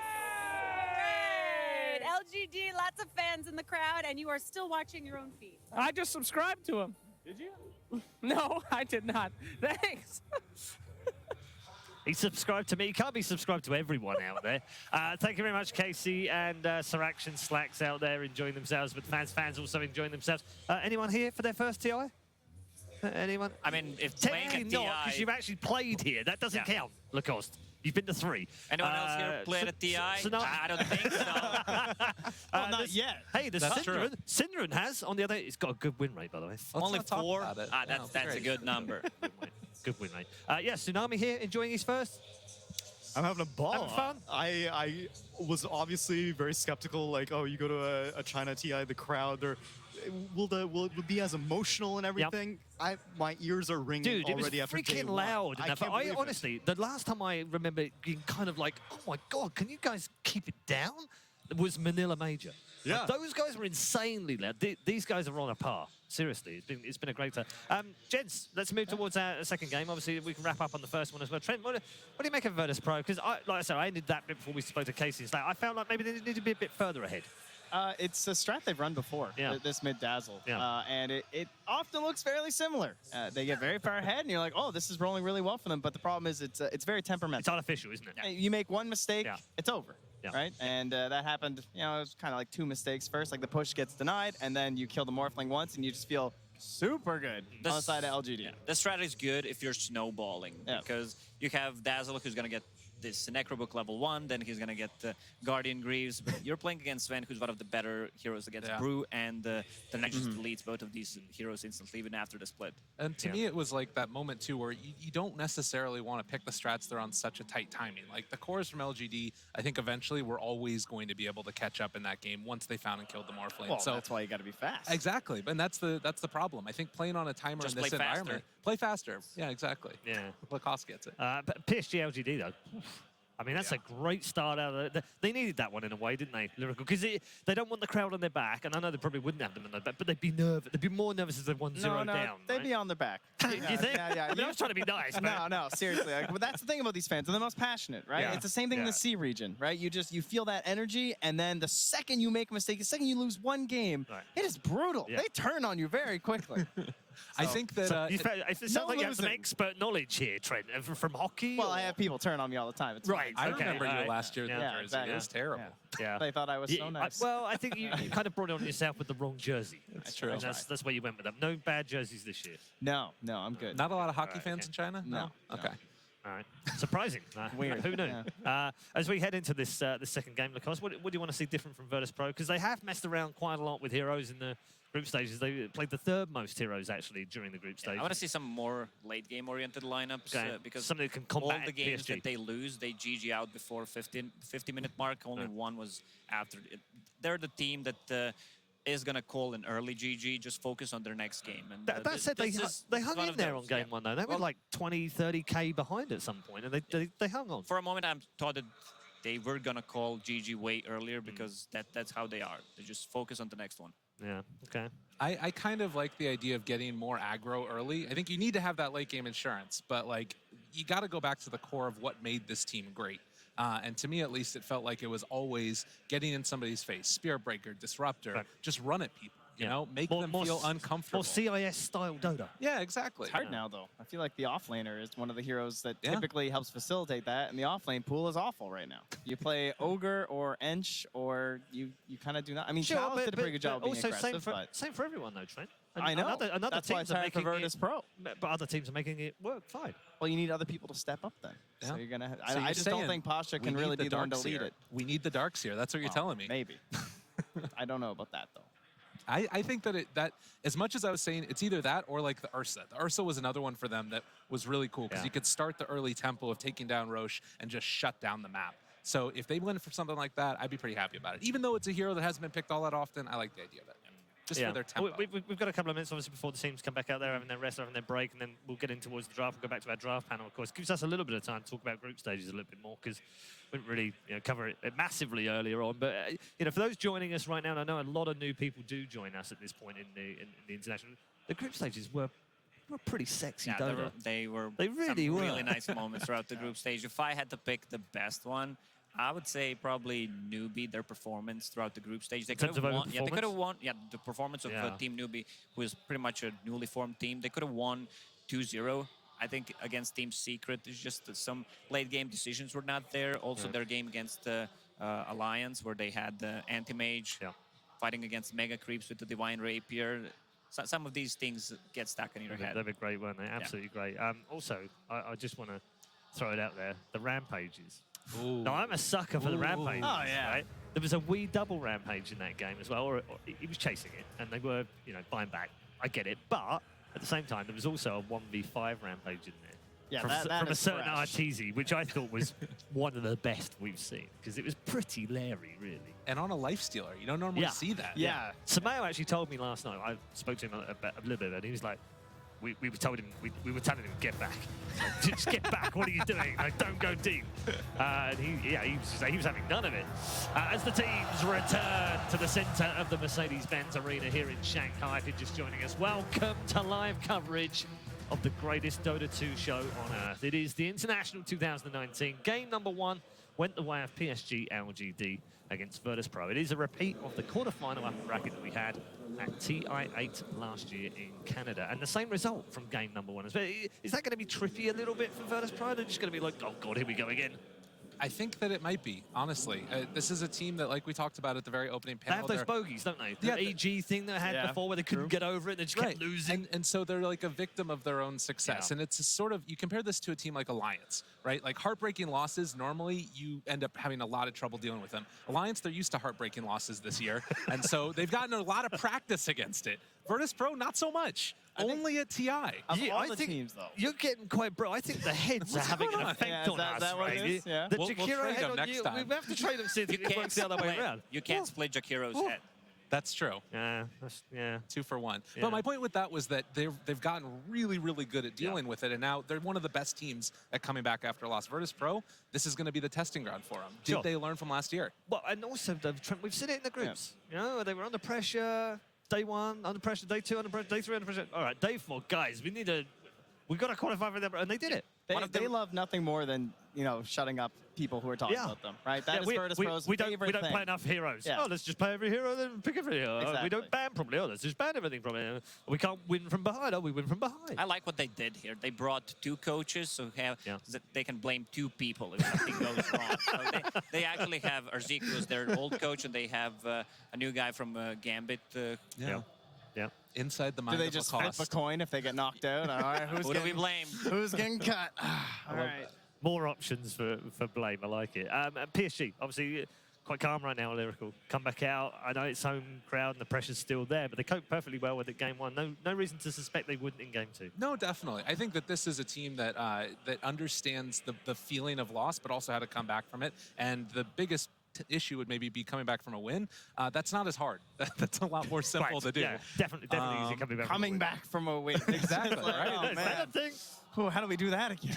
I'm sure that's a thing. No, it's not. But like, just run the same draft. Let's run it back. Let's see what they do. If I'm them right now, the other thing about it is that like their draft worked exactly how they thought it would. I think that they were ready for that early aggression and then sort of absorbed it, and now we're going to come back again and do the exact same thing. It's also what they've shown in the past, right? I mean, they just Tidehunter again, right? Gyrocopter again. Nothing too surprising there. So stick with what works. LGD played really well around the timings of these big ulti cooldowns. The Silencer ulti, the Brewmaster, one of them was on cooldown. They go into Roche, but they could take objectives, and the second Roche was crucial. 3 buybacks. This is what VP loves to do, especially when they have a Silencer. Solo was the guy who invented it. Buyback, use global silence, go in, bait some BKBs. But this game, it did not happen. And after the second Roche, it was just everything fell apart because they didn't get the buyback to get Aegis and the cheese, and they didn't get any of those. Yeah, tough game all round. They've definitely got to switch things up in this second game as we head towards the draft, obviously, momentarily. I want to talk about Arme. Doesn't always get the project. We talk about maybe a lot. We talk about Rams and everything, but Arme had an amazing group stage. He had the least amount of deaths of any player in the group stage, and it was by quite a distance as well. Just 26 deaths in the whole of the group stage. He had a lot to prove, I think. A lot of people were questioning last year, obviously, in the grand finals. There were a lot of people that were blaming him, I think unfairly so. And in the end, he's coming out here showing, I still got what it takes. There's a reason that people emulate my style the world over, and he's owning with it. So, yeah, I'm super big Ame fan. I think that just needs to keep doing what he's doing, definitely. He has the least deaths because he played Faceless Void 5 times, so you can time walk. And we shouldn't take that into consideration. You're not supposed to reveal the inner secrets of how and why, Lacoste. What are you, some sort of analyst? Nah, I'm just here to have fun. You're on the wrong panel right now, buddy. Wait until later. Come out with analysty things later. We can promote them. Is that a promotion? I think so. Oh. Promotion well, working for the with host, these guys? Yeah. It's a promotion for the analysts. For the host, though, the desk gets much smaller. You know, first TI, very little. Well, we don't want to get too carried away. The big head kind of a deal. He had a good group stage and some multicast stuff. We don't want to get too big. I'm jealous of the beard, though. I think we all are. Yeah, I would love a beard like that. Yeah. A beard like that would be amazing. I can't do that. You've got the same issue with me. Yeah, I get the patches. Well, this is actually just gray hair. Is it gray? Yeah, that's just gray. Dude, that's worrying. I know. Don't worry about it, though. He's just a silverback. He's going to bring attention to it. Wait, what's worse, gray hair or the ginger hair on the beard? Oh, definitely the ginger. Definitely the ginger. Is it? Really? He's distinguished. Oh, it looks good. Yeah. Looks good. You're very clean shaven. I like that. We've stuck together. I don't have a choice. Really? Yeah. Like, try and go for that. It doesn't look good. Is it like a year on and you're just like, I've got something there? I'm starting Movember actually about 3 weeks ago.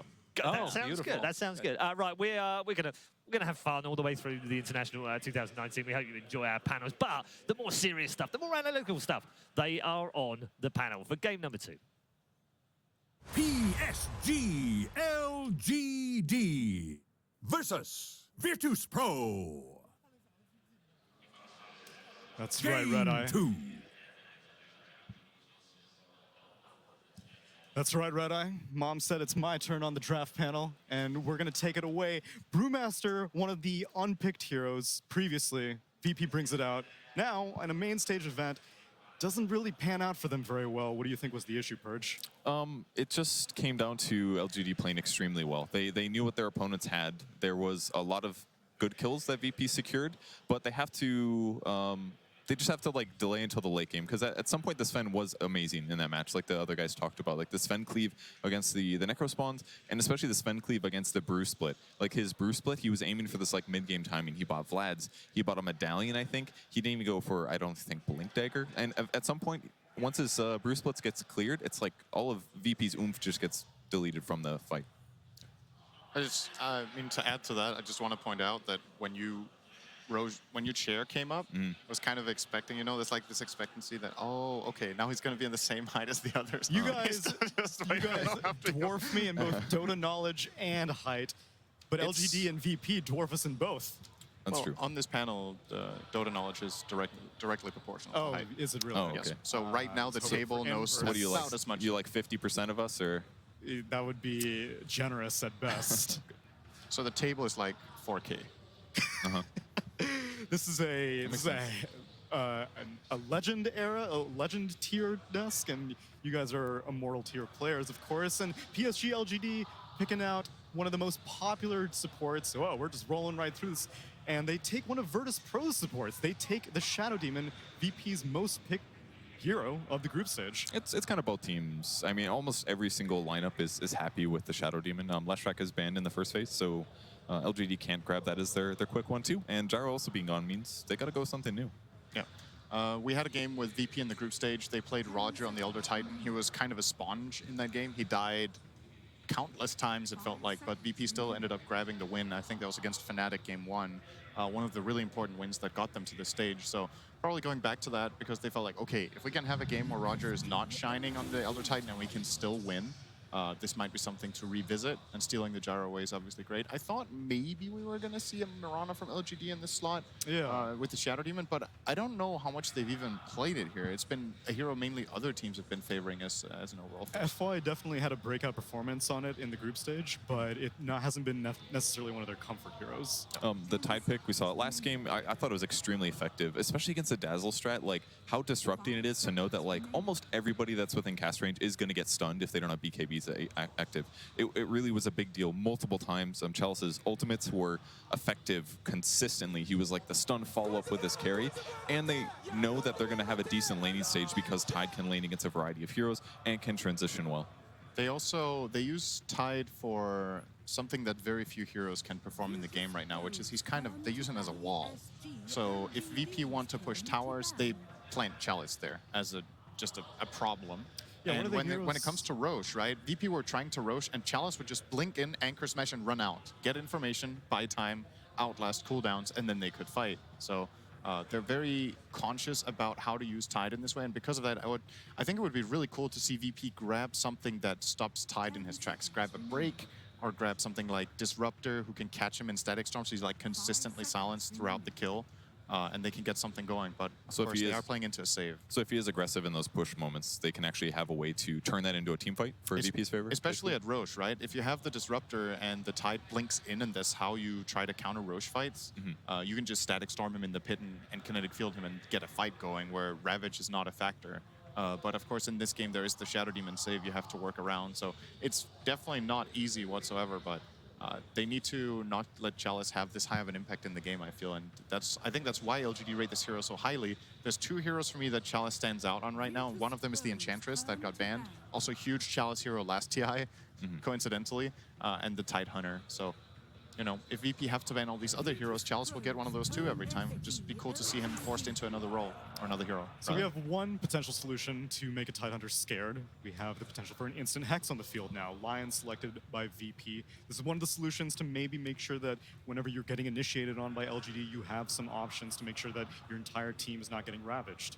Yep. It can be iffy though, because Chalice has been standing in really good positions consistently. Like high grounds, trees, always ready to hit the back line and follow up perfectly. So I feel like if he places his Ravage really well, especially against like an Elder Titan in a line, it's iffy, because a lot of times Elder Titan's going to be channeling his Echo Stomp. If that gets interrupted, like that 4-position support, useless basically. You can throw out his Earth Splitter, but I just feel like Tide, the way that LGD uses it, they're very good at finding good team fights and ravaging at the right time. Other teams that pick Tide, if they can't take good fights, it's never gonna look like a good hero, but LGD really makes it shine. So I'm a little unsure about the support duo so far.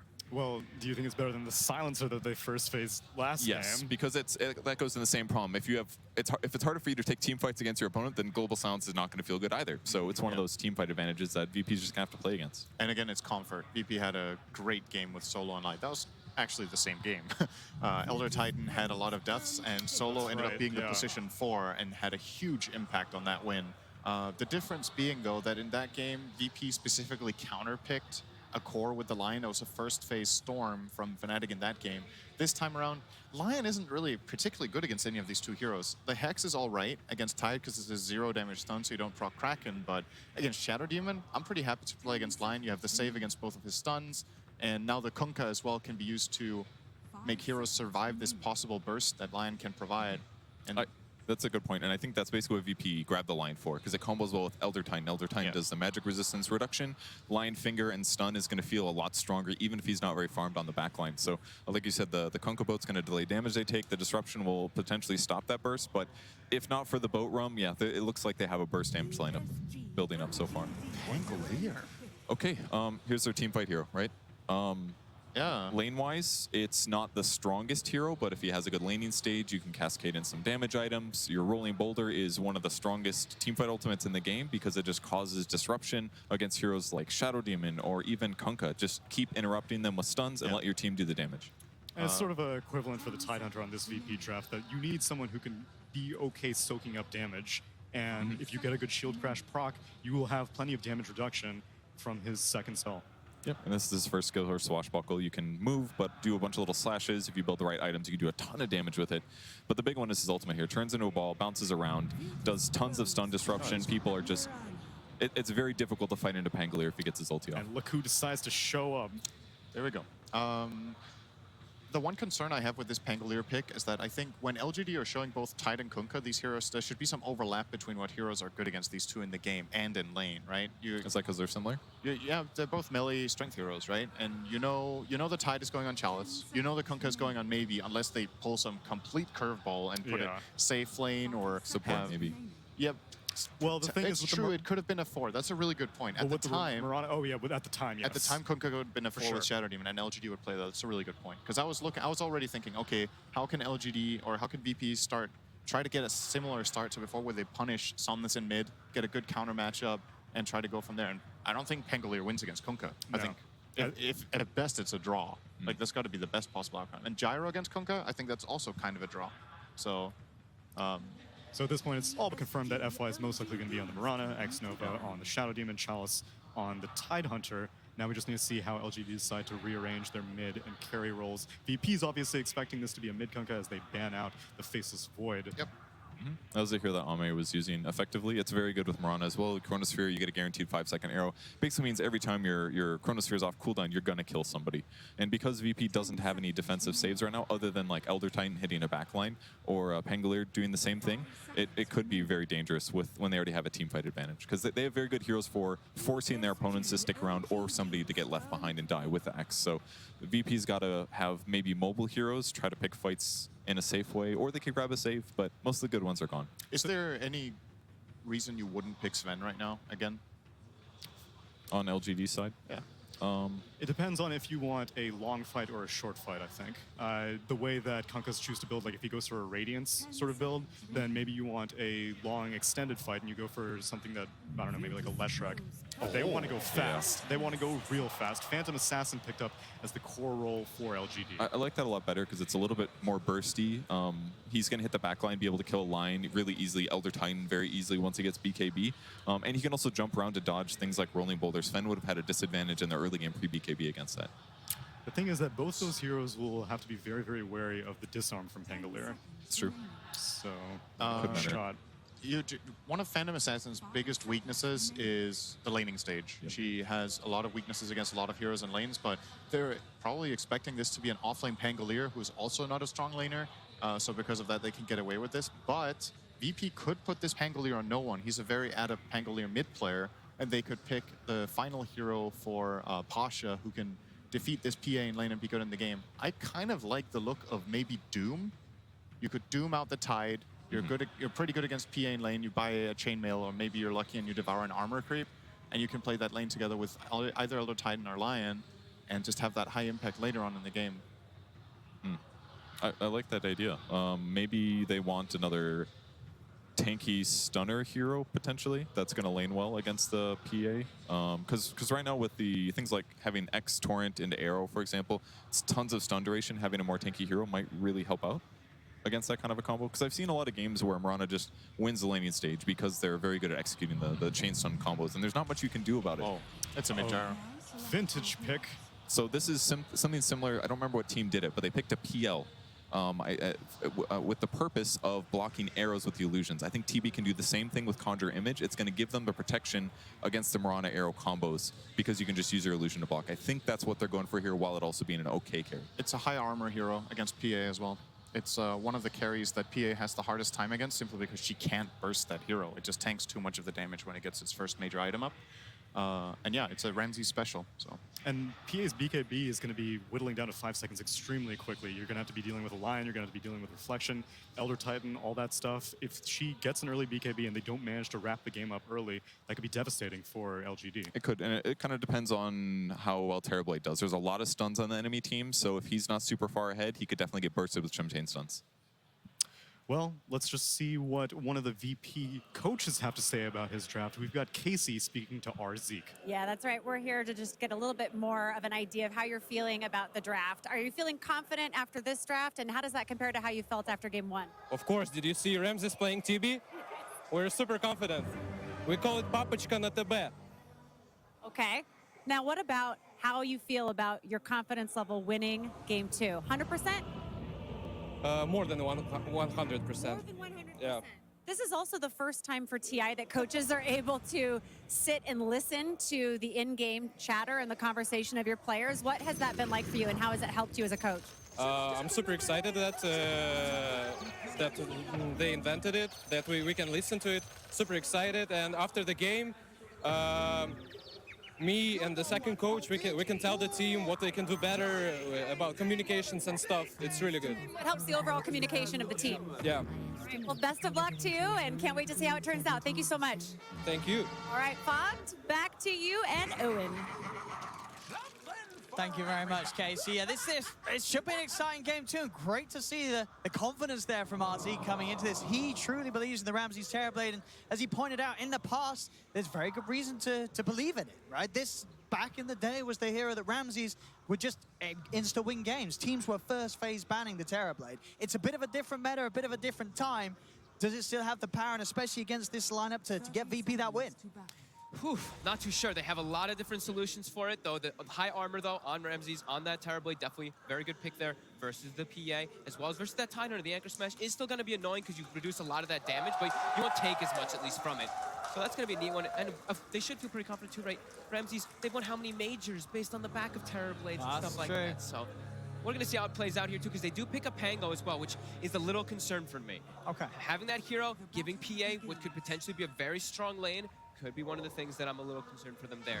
And there is going to be some struggle for the Terrorblade early on, right, surely? I mean, I'm seeing here as like the Shadow Demon, the Mirage. There is this magical burst that a Terrorblade in the early portions of a game is very vulnerable to. And look at the way that they're playing the lane already. You can tell that they want to go for some type of play immediately on Ramses, but I love the point that Kevin brought up. We saw that in the group stages. Someone, I think the PL pick, like he was mentioning, you have your Conjure Image, so at least you have some type of solution to block out those arrows. Good lane, Solo. He wanted to go for a courier snipe, but they know. Keeping it hidden there. And they've actually forced Ramses to TP to the tier 1 here because he was getting zoned out from the wave, so that's a little bit, can be a little bit scary. You do actually get brought down as this Terrorblade now. You won't have that TP to return to the lane. So Ramses, they're going to have to secure him, make sure he does not get killed. Mid, we see those first 4 creeps being secured by no one there. Yeah, against the Kunkka with his right click, that's not an easy job. No. Animation, though, super good on Gyrocopter, pretty much instant, and you have the missile to zone him away. Doesn't get that deny there, though. But overall, Kunkka versus that Gyrocopter, we've seen, I remember it was Team Secret, right? Last year, they loved it. Before it was nerfed, of course, with that Tidebringer, but overall, the way that does the interaction of Rum versus Flak Cannon versus Gyrocopter overall is very strong. Able to pretty much counteract the entire flak, and then your team can go for a fight when Gyro doesn't have it if you get the Rum off during it. We heard, obviously, the confidence of RZ, but I think you look at the other side, that 5th pick PA, that just radiances sort of confidence from PSG.LGD. You're picking this PA, a hero that is pretty squishy. There's a lot of magical burst against. But I think you're saying, well, we have got the Kunkka with the Rum, and we have got X-Nova with the Disruption. We can afford to play this hyper-aggressive sort of glass cannon carry because of our lineup and because of how strong it is. It's like they've got the double saves, and then they also have it's like a BKB timing. Sure, in these type of parts of the game, he'll be a little bit weak. Arrow just off the mark. But once he gets BKB, he's going to reign supreme, right? Who's the only one he really has to worry about when he has BKB is just the Terrorblade. Very fire time, won't save him. VP. They're able to get in on the middle with Solo coming forward with that stun. His first blood is secured, and no one will be given that edge that he was already getting in the CS, as you say. He's playing this matchup perfectly. This was one of the heroes that we've said a long time ago also, that VP, they were one of the first ones to really start bringing the mid Gyrocopter when they were running with Roger Earthshaker. When they first brought Roger along, they played this matchup so many times, just having that Gyro being very aggressive in the mid lane. So yeah, 15-3 start, also the Pango, 15-4 start. Very impressive already for VP. As also, X-Nova will go down. Solo, he's making these moves from top lane to bottom lane, making sure that both of these cores really do have a beautiful opening in the first few minutes. It's going to look to be a very early Javelin coming out for Pasha, based off how much he's able to get done in this top lane here with Solo so far. See now, a bit of a turn. Solo is going to be able to walk himself away. You mentioned how much magical burst there is on VP. Also, you have to throw in the ET, right? They have that extra natural order that will really amplify everything together when they will be able to have those timings. That's the poisons. We'll stack up onto Pasha, but it's only level 1. Yeah, that importance of the BKB on PA definitely amplified this game, but it's gonna take time. We'll see what sort of a pace VP are able to play with. Because they themselves also likely to be making moves as 4 and trying to buy space for Ramses on the map. As their other 4 heroes can definitely afford to make aggressive plays. Bottom, Ramses. they go with the Star Storm. Oh, wants to mark again. Green burst low, and indeed FY. Maybe watching a few too many BSJ streams. I'm joking. Right, oh, he skills leap. He's going for the triple leap. He wants Roger. He gets right, there. He's watching BSJ streams. FY, there we go. Compliment for you as well, bro. Is Brian play Mirana? I mean, I wouldn't call it play. Come on. What'd he do to you? See bottom. Yeah, here's the meta for a bit of a show on to Chalice. He's tied. Could walk it off. FY's no leap. More vulnerable. And in fact, Solo, he's got the setup with the Hex. Roger with the stomp. Solo, he's on a killing spree. This Lion. He's doing himself. He's got tranquil boots. He's killed up. Stick. He's killed mid. He's killed top. He's killed bottom. He's making the magic happen, Solo. He's really securing this early game for them so far here. And immediately walking toward mid lane. No hesitation. He's got both spells available when he has his stick. Do they have level 6 on no one? Not just yet. But he will already prepare the missile. And here comes Solo. No one is pretty low here, though. Sonos has got a lot of HP to work with. That'll be the drag back. Nice Hex. Taunt is going to be missed due to that disable from Solo throwing the combo off top lane. Arme and X-Nova. He had to push over toward the rune spot and claim Pasha's life. Whilst he's left alone and Solo's trying to help out mid. Yeah, he was left alone for quite a while and was still doing pretty well in those last hits, so they dive forward and really make sure that they can push Pasha out of there. As it looks like Somnus actually might hit level 6 before no one does in that mid lane. Has fully recovered. A couple last hits behind, but still doing just fine in that matchup. Arrow immediately onto that catapult, so that push. He didn't miss that one.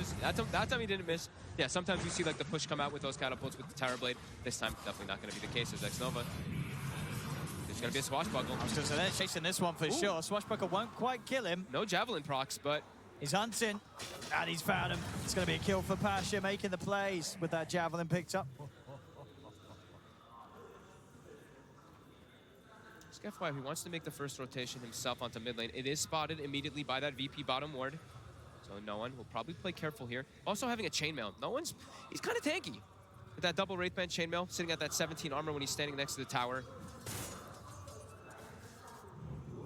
Still playing a little bit safe as he did spot the move. And it looks like he's going to make his own move. As he picks up his boots from the courier, he's like, okay, I don't want to sit mid. I can probably set up a kill easily onto Ame up top. He is also spotted by a ward during this rotation, though. Solo can get this opening. By time for him to come in, X-Nova will slow down the move of no one with the disruption. They have the combo. FY's trying to turn it on. They jumps in, gets one crit, gets a second crit with the Star Storm. That's the kill for PSG.LGD. As they read the moves of VP. FY there with the backup to turn things in their favor, and they get that gyro out of the game. He saw FY bottom pick up that haste rune. FY quickly just darts through the jungle. Now FY's looking for more. They want Roger. Should be able to have a good shot at chasing this down. As Roger, he has a TP, but FY's got that arrow if Roger tries to play his way out of this. I don't think there's any escape for the ET. They're cutting him off as well. X-Nova cuts off the other route, so Roger really trying to just play around the lane. There was the distractions there. Arme is left alone, so Roger's kind of happy with that. He says, I mean, you're spending a lot of time looking for me, but your carries die. So if Roger dies, it doesn't. It's a good trade. VP's happy. They look like they're gonna get him, yeah, but like you said, a very nice play there as Pasha gets a whole... Pasha gets, what, two kills Ame from it, and he kills Ame? That's going to be Arcane stun, so Pasha's strength in the lane now is very hard for Ame to farm against. And it's also, it's not even just Ame, it's like the two supports are forced to spend, what, 30, 40 seconds chasing around that Elder Titan, which means, look at the Terror Blade. Ramsey's able to farm freely versus Chalice as well. That pressure being alleviated off the map. And they're going to start preparing those stacks. There we go, Somnus. He's got that 7, he's got a lot of damage. The Hex tries to throw off the combo, but it won't be the case. Still able to drag him back. Get that pick off. And enter Solo Street gives a little tasty bounty early on for Somnus.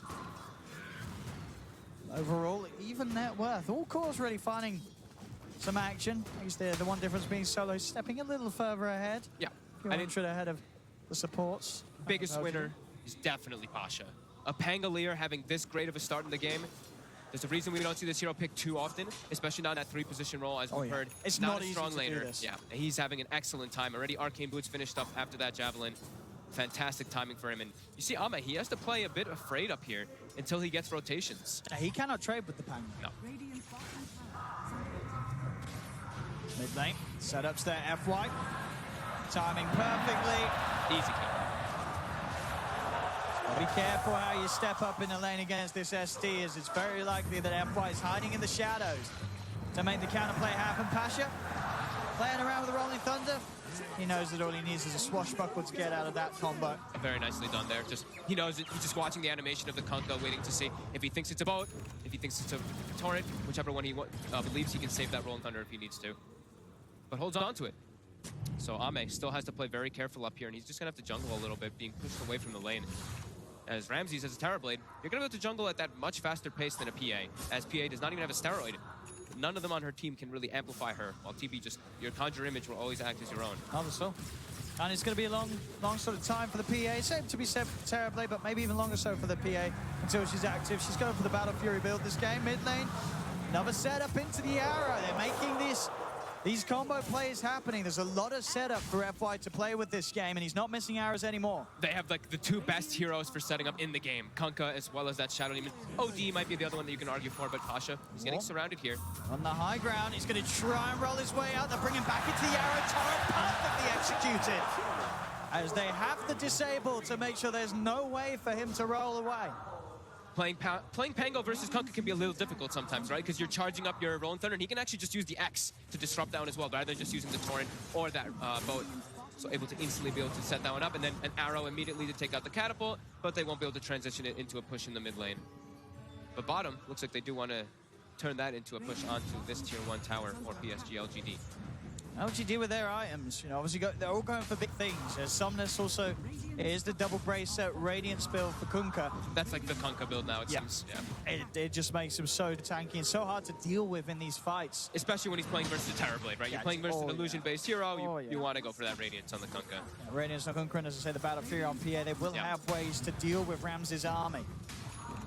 I think I feel like you have to almost go on PA, like Battle Fury for PA. And he's like one of the few heroes, like Anti-Mage and PA feel like they probably just need to if they don't have their own type of steroid. If you don't have a Magnus, you don't have Bloodlust or somebody else that's just giving you that way to farm a lot faster. You don't think sort of a Deso Rush is... It's just too risky nowadays, one bad fight and you're not coming back into a game? I think versus a hero like Terrorblade is not worth it. Versus the other 4 Sherp, TB has such high natural armor. Pull back onto Roger. Just throw the ult out. It's going to clip onto Somnus. Pasha's still trying to fight with the supports as they're rolling onto X-Nova. But attack on Solo. Jump in. It's an easy kill for Ame. These fights now, they're trying to force them, VP, but PSG.LGD, they just turn, they jump, they get these kills. And those early ganks from Solo are just, they're miles away. This game has turned around. PSG.LGD making the leading moves. And all 3 cores benefiting. They need no one to be the one to making the moves around, but he's probably feeling a bit reluctant. After that move, he makes the move top and then just dies immediately, gets his game set back heavily. Probably doesn't want to be the one to make moves until he has that drum finished up. So for now, they're going to be a bit limited in their movement, while LGD, they're just cruising back and forth, looking for plays constantly with that Kunkka as well as that Mirana. And they're just constantly setting up, protecting Ame's jungle. The arrow. Not being thrown out here. Now it's going to get tough. He's going to get hit. Good juice to Solo, but still taking a lot of damage. FY! He tries to come in, but the turn, the finger, FY! Oh, FY! Why? He wanted it. He did. I mean, he got the finger. And that's a finger buff for Solo. Overconfidence. Probably not expecting everybody else to be there, but still. Yeah, feeling himself there for sure. Probably, maybe not even getting the kill there. Solo's still pretty tanky with this, like Tranquil Boots as well as Bracer. Like, this is a line who's gotten a lot done in the early game, like you mentioned. He kind of is the 4 position already at this point for his team. That being said, frontline for VP, a little bit concerned for them, right? You look at their heroes, and they're fairly squishy on their draft. Yeah, it's what Pasha, as long as he gets the Rolling Thunder off, he can sort of be the man to go in. But there are ways to kill him. You know, they have the PA, who's just straight physical damage, which Pangolier does not really like playing versus too much. So they don't really have that best front line because Roger has been relegated now to the 5 position. So their front line is definitely lacking it versus what LGD has, who has the best front liner. They have the Tidehunter. Absolutely. And a Tidehunter covered in Kunkka's rum. Absolutely. And Kunkka Somnus, 3,300 gold on that relic. It's pretty much there. It's going to be a very fast timing from Somnus this game. And a fast Battle Fury, too. Ame already having 2 pieces. He's only like 1,600 gold away from that Battle This Fury. is scary for VP. It may only be a 1k lead, but the fact that PSG.LGD are getting this space for these 2 cores, that passing in 2 minutes time, and they're turning up with the Battle Fury. Well, I mean, might choose to stick to just focus on farming for the next time afterwards, but at least with Somnus coming to these fights with a Radiance, it's not going to be easy for VP to take the fights head on. No, especially because Ramses is not going to be... Ramses turning up to the fights, there's a lot of control, there's a lot of magic damage for this Terrorblade to deal with. He's not going to be able to just walk in with his illusions doing anything possible because there's Torrents, there's Cleaves, there's Boat, there's the Starstorm, there's so many different instances of damage that can clear out those illusions very quickly. So Ramses' game is going to be tough. They really need to start rallying around the Gyrocopter, and that's what they're going to do. The drum is finished. They've got Maelstrom as well on Pasha. He's looking to see what he can make. I want to see Pasha switch this up, though. I think he should go for the mech build in this game. Instead of just... I mean, he has the Maelstrom already done, which is great damage, that magical mixed. But now he's queued up the Aghanims, and like we said, their front line is definitely lacking. See smoke from both sides and a moonlight as well from FY to try and set things up. Hunting for Ramses, illusion in their jungle. They know that Ramses is likely to be nearby, but he's already headed over there. Actually, they're out of the map. Hex will be attempted. Down bottom, but a quick runaway. FY with the ace rune already popped. Will manage to get himself away from that. So neither side finding much of a catch with these moves, just avoiding one another. It's actually already going to be a full mech on FY as well. So we're talking about tankability of LGD with the hood, with a mech on your support Mirana. This is definitely going to cause problems for VP, who do not have anyone matching them. They're not going to have the damage with that mech and the Kunkka's rum in these fights. And the front line too. They just won't have that there for themselves, so they're going to have to be playing a little bit of this farm game. Ramses needs a lot of time this game. Yep. And with the Battle Fury build and the pace that PSG.LGD themselves probably feel comfortable in playing, we are probably likely to see him get that time. It's just a question of how well does the rest of VP's lineup hold up against these fast item timings of LGD. PSG.LGD, they're feeling good right now, right? They don't need to force anything. They're playing on their side of the map. They're the ones getting like this free farm. They're going to have the Battle Fury finished up. The Radiance going to be done on Kunkka too. Probably when they have Radiance, they're going to look to take the fights. But they're feeling very good. That's the thing I feel. Once they have Radiance and Battle Fury, they can keep fighting, but they're not too fussed if a fight is forced because of the fact that they can keep one another alive very easily. They have the sustain, and they've got the damage. Yeah, Ame can just sit in the jungle and then come, you know, typical carry contribution, show up at the end, couple daggers, jump in, clean some people up. See that 55-45 Dota plus probability at the moment here. But definitely feeling for, you look at no one right now in the net worth, he's really starting to get left in the dust. He's that hero they have to rally around when he has BKB, but that's going to take time. He's going to have to act as that pseudo frontliner as this Gyrocopter versus a PA, which is definitely scary. Now, even without the BKB, as we said, there's so many ways that PSG.LGD can keep that PA alive. To the point that this Gyro's damage combo shouldn't really be an issue unless there's some sort of way that VP can get to the back lines. Obviously, a good Echo Stomp might be what does it. If he can catch out the supports, catch out X-Nova, and stop those save plays coming in. Yeah, we're saying, like, we're talking about how VP, the lack of the front line, but they do still pack a punch. They do have a lot of damage if they can keep them controlled, for them not to get the rum off, not get the mech off. Very unlikely for that to happen, as this is a very farmed Kunkka who now has the Radiance finished up at the 17th-minute mark. 17:38 as he picks it up. A very, very respectful timing. And now they're starting to rally. You see Ame, he's kind of starting to make his way down toward bottom, but just going to be farming, probably stanking Ancients before he does do anything else. I mean, yeah, he just needs to farm. Radiant's bottom tower is under attack. And they're showing themselves down bottom PSG.LGD, but VP, what's the plan there? Just focusing on pushing out that mid, pushing out that top lane. not looking to come down for now. And in fact, it's going to be PSG.LGD wrapping around, maybe even towards the mid. Who's there at the moment? It's just the Elder Titan. Yep. I'll just come in and try and hold these illusions off the tier 1, keep their tower alive for now. Right now, it's not the most natural for them to set up for plays. Like we saw in the last game when they played with the Tidehunter, they weren't able to just like walk in and take the fights. Maybe with the Invis, they can actually look to set up like that. But with the Blink Dagger, with the Tidehunter, when he's able to get down, that's when they're really going to start just running at VP, just looking to bring every single fight to them. So right now, like we said, a little bit awkward, a little bit of a low period. Both teams just continue to try to maximize the farm on the map. Yeah, Ame, Battle Fury finished. Desolator next is going to be the one that's queued up, and then more than likely going to be that BKB that he does need in the game. It really does just feel like the power, sort of the growth of the heroes on LGD's lineup. It's sort of ahead, and it moves at a similar pace. Top, look at this wraparound. Solo is hiding. Ame's pretty deep. They've got the disable, and they got the burst. They should have him here, and they do.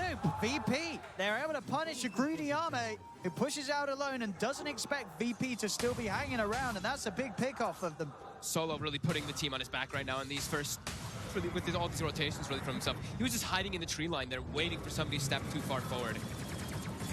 Very nicely set up there by VP as they're able to slow down Ame, slow down that farm, allow Ramses to get better timings than him. As he's got the Manta, the Scotties, he's getting farmed.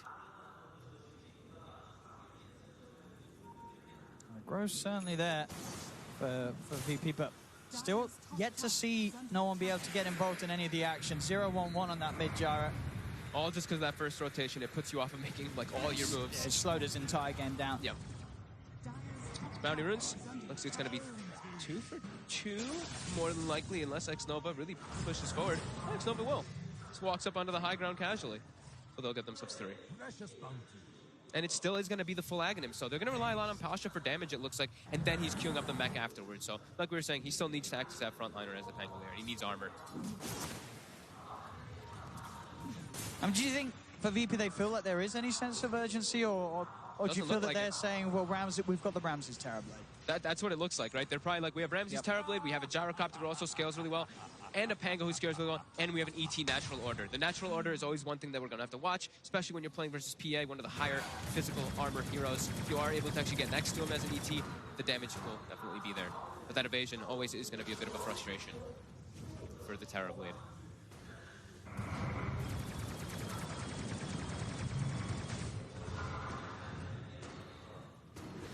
21 minutes in, 7-10, 4K lead. PSG.LGD is. I really just feel both teams happy with the farming approach to this one. Right, they're all getting good. They're all getting good pacing. They're all getting good timings of their items, right? Like Somnus is getting close to BKB. They got Blink on Chalice. They got the Deso. He continues farming. Deso now finished up. Maybe now we see a fight because they've got the Blink on Chalice. That was the big one last time where they're like, we don't have the greatest initiations. With that, they will. But like we said, they're approaching some big items still anyway soon. But yeah, we see them grouping up, and this is likely that smoke with the Deso. With that Blink. I mean, Deso, PA, you find yourself on top of Solo after he's dropped out a Hex and a stun. He's dead in a couple of hits. You get yourself 1 or 2 kills, you can just go straight into the Roche Pit. And then you're going to be playing with an Aegis advantage, and the map is going to get smaller and smaller. So let's see if they can actually catch anyone on me here. Jump forward. Roger. Is that no crits? He just died for like the regular attacks there, it seems. I believe so. Just the damage of the Deso. It's terrifying. VP, they've got to hold themselves in the base. As PSG.LGD, they're waiting right outside. Ramses. He's going to step forward. There's the setup. The creeps will block it, but the demonic purge is down there. Trying to get on top of the bottom. Chalice is in with the Ravage, and Ramses is dead. Pash is going to look to roll forward. The BKB pop for no one. They're hunting for the easy kills. Finger onto X-Nova, but X-Nova will live. He's out over the trees. X-Mark's there. The arrow will whiff. They drag back Solo. Chalice, Gush, Dagger again. They're cleaning up these fights. Now that they've started to look for them, PSG.LGD, they just at a power level that's hard for VP to stand toe-to-toe with at the moment. And the BKB is down for no one. They're committing forward for it. They are going to have the ult coming down, but a jump over from Army will dodge it. Another X marks there. No one's going to be dragged back towards the team as they take out the Jara. They take everything here from VP, pushing down. Ame once more. He's not even done looking for a crit. Won't get it. So Roger gets the chance to stop. But you know that Ame's going to still maybe try and chase. Now he's playing it sensible. Let's see how he doesn't want to throw things away back towards mid. Pasha starting to print the rest of LGD low. A boat will come in, give some of the run to Somnus as he'll look for the TP out. Ramses, can he find even X-Nova? Disruption, make sure that his two cores get out alive, and X-Nova in a similar fashion to game one. He'll die, but he saves his cause. Such a beautiful smoke there coming into play there. LGD, they smoke, they get a base board, they get all the information that they needed, all the information they wanted. They see where everybody on VP is, and Ramses just shows himself outside just a little bit too far. That Blink Dagger from Chalice able to get that clean up, all that extra damage and control. And we saw Gyrocopter, like no one, he walked in, he pops his flag, he hits like everybody with the full flag and call down. A mech gets popped from the Mirana, and everybody's... It really is at this point, all the damage just, he'll back up with that mech. Yep. And now they're starting, now they have the Greaves finished up too. They're starting to get BKBs as well on Somnus. And you're going to imagine Ame will also be approaching that one quite soon. VP, they've got to make something big happen here with this smoke versus that Ravage being on cooldown. Will they be able to? Whoa. So there's aware. 20 seconds until Ravage is back online. VP not looking like they're going to be able to actually find anything here. Wallet is not up. LGD, PSG.LGD will back up. They will be perfectly fine with all of this, as the next timing for them is that BKB on Ame, so they're going to keep controlling the map. And we see that base ward placed down. They feel so confident to do whatever they please. They know they can move in immediately. And Ramsey's not getting the chance to hit a single hero in that fight. And there's your say, flat cannon, it doesn't even look like they've been hit. Yeah. They're back up to full HP. It's the combo of the both. We mentioned it during like the draft, right at the end of it there. That Kunkka versus the Gyrocopter too. The RUM was applied on absolutely everybody. So sure, Pango's coming in, he's shield crashing, swashbuckling all over the place, but that mitigation really coming in. And when Ame has the BKB, they're not going to be able to touch him. Really does feel like that. He's level 20, BKB. I mean, he's got the money for it. He's got it done. He can TP back and pick it up if they want to play it like that. Like, Somnus can X him and then bring him back, but they're just going to back up, it looks like, here. They've even got the Vlads on Chalice, allowing him to get that life steal on the PA. They're ready to fight, though. Everything is coming together for LGD. Yep, the perfect timing. What do they do? What do they do? They look like they're smoked up looking for a fight, but it's still difficult. Ramses, like, he's got Manta, he's got Scotty, he's tanky, but as we saw in that last fight, there's just a devastating amount of control. And even if he is tanky like this, you still have to deal with Soul Catcher. You have Manta to remove it, but if you don't have your Manta up and you're Soul Catchered, you are going to be a lot squishier as they get a wraparound. Start to try and have a bit of a poke. Missile heading the way of Chalice, but immediate disengage with the Moonlight Shadow. They'll be able to find X-Nova with the combo. And again, X-Nova, he'll fall, but everybody else should get out. FY still with that Moonlight Shadow coverage to allow him to walk back to safety, and it can never feel good killing X-Nova, because then you know as VP that everything's going to plan for LGD. If it's only the Shadow Demon you've killed, you've lost the fight. Every single time, it does seem, even every single time, not in this game and the last game, all of the situations, X-Nova. It's just down to positioning, right? They always have the right person in place to die. And they know how to, in that fight too, that's a bit of a difficult one. They're like, hey, we're strong, but that type of fight engaging in that area, we're kind of surrounded. It's not the best way for us to take it. Now they're getting a better type of surround here. As VP, they're split up. Ame is already prowling around with this blur, and Roger, he's spotted. They're going to find him. He's going to be a quick and easy one for them. He's going to try for the sum. He's not going to get a chance to do so. With that Gush, Armor Reduction, Desolator, Ame can make quick work of whoever he finds. And there's that situation we talked about. If they get one of those big kills, they can look to just commit into this Roche Pit, as they will kill it super fast. And taking the fight around here for VP, sure, they've got Pango, but their ET is dead. He is the crucial one around that Roche Pit. Oh, LGD, they're really running away with this one now. Yeah, it's starting to look like a bit of a repeat of game one. Once they get the advantage, they do not let go of it. Yeah, I mean, it really is very similar to the last one, right? They've killed Ame once, but before, they've really only killed X-Nova again. As Ramses really needs, that BKB timing for him is going to be completely necessary, but is it going to be enough? Is it going to be enough to actually do the damage? Very similar to that last time. Sure, he's got these ways to protect himself, but will they actually be able to kill anybody on the side of PSG.LGD? As we see some, interesting, little bit of innovative item pickups. Ame, he hasn't chosen to finish it yet, but as we see, that Ags is queued up. The Aghanim's PA. The refresh, as you know, if you get a kill, it refreshes all of your abilities, including that blur, so you can keep hopping around inside the fights. Blur's cooldown goes down as well. Yep. And Blur now, it dispels. That is true. It's a buff for everything. Mid lane, they get the roll in, finger out, they should get this kill. Get one. Get one. Question is, how much are they going to lose in return? Will we just solo? That's pretty good if they're able to disengage off of that one. They forced a BKB as well from Somnus. So what the important one, I guess, is instead of wanting to go for a different like another dispel, now he's going to have the blur to dispel that reflection every time inside the team fights. Can be a little bit annoying, not the super amazing, but dispelling the reflection, dispelling the disarm from the Pango, that looks pretty neat. And it makes the blur instant. Right? I mean, that's actually pretty cool. I haven't gotten to see it. I played I guess what in a competitive you game, see a Sunder coming your way, you've disappeared. Yeah. They've got to have the vision ready. Well, I know even that, right? You're just gone. I mean, that's I'm really intrigued to see it. I mean, he's going to get it at such a good timing as well with the beginning that he's had to this, mate. Mid lane, no one. It's getting grabbed up. He's going to force the BKB. That will keep him safe for a little bit. He is just going to have to TP out. He's lucky that Arme wasn't around, so they didn't quite have the physical damage to fight through that BKB. But again, no one with these BKB usages, he's just not able to get much done at all. It's having to be a BKB and a runaway. He just doesn't have the items. He doesn't have the damage. There's not a lot that he can offer to the team fight. Absolutely true.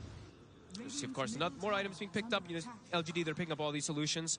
They have a Lotus Orb, not only to remove the reflection, but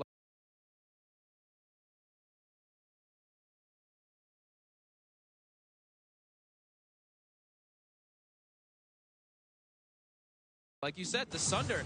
I don't know. Do we know if that interaction was fixed as well with the BKB Sunder, right? That's how it's intended to work, to be honest. How it works, you know, you can still Lotus Orbit through the BKB Sunder, so they have to watch out for that for Ramses. We'll find out in this game. We'll find if it was changed. If it was changed. Yes, that's the correct terminology. Thank you. For the people who don't know, of course, if you are BKB'd on Terrorblade and you Sunder a Lotus Orb, you still will not get your HP back. HP stayed the same. At least that was how it was indeed in the group stages. In the group stages, yes. I did test it the other day, and it was still like that. BP, they're scanned up. They can actually find no one here. They're just throwing the boat out. They really want him. They got the vision of him for a second. No one. Put the BKB. TP's going to be available in a second. If he TP's straight away, he should be fine. It's going to be really close. He is. He just had enough seconds left on that BKB to get out. Back inside the jungle of VP. Roger's been found, but Ramses... I was sort of blocking off Roger there. They're going to try and turn Arme. He's got the BKB. Wants to try and fight this a little bit, or at the least make sure that he gets out. He will be fine then. Not able to again deal with these BKBs yet, VP. Yeah, they have no BKB piercing anything, pretty much. As he plays it safe too, right? Some situations you're like, hey, I'm gonna die and just use my BKB, but he knows how strong he is at that point. He doesn't need to play like that. As this PA is solo, will walk up. He's gonna get purged. He's got the disable onto Arme to try and get himself out of vision. But they want blood. It's back there. Disruption setup. In Arme goes, and a crit for the finishing blow. 12,000 gold lead, over a 15,000 experience lead, and just the Dota Plus continuing to tick forward in LGD's favor. 82% win rate now for them, as they're just keeping the map dominance. Ramses farm. He's still on par with Arme, but what does it amount to? What can this Terrorblade do? As all their hopes rest on Ramses. Ooh, nice little play there by Maybe. Turns off the Radiance before the reflection actually does come out, so it doesn't even burn his teammates at all. Small little things. They slow siege. And a successful one hit, tier 3. Falling very low with those ST illusions. They'll get it. The base is opened up and serve the shrines. They're going to send a missile back. It'll clean up by illusions. And Ame's Aegis will get reclaimed. Going to back up. And they might not fully back up here. As if they see this top rune, they might look for a quick re-engagement. Oh, that double damage. They want it. They're trying to keep VP suffocated in their base. You see, maybe X's himself, goes bottom, clears the wave, and yeah, they want to keep this fight. Get back to the base, VP. Get back to the fountain. You cannot dare come out. They have to find more ways to keep farming, though. VP, they have to struggle to get outside to get this. I mean, in particular, the MKB on Ramses. He needs it. He can't actually do any damage inside of the fights versus Ame until he gets that. And even then, it's still seeming so difficult for them versus PSG.LGD as they're all rallied. Everyone just rallied together, not giving any opportunities for VP to even get a pick off.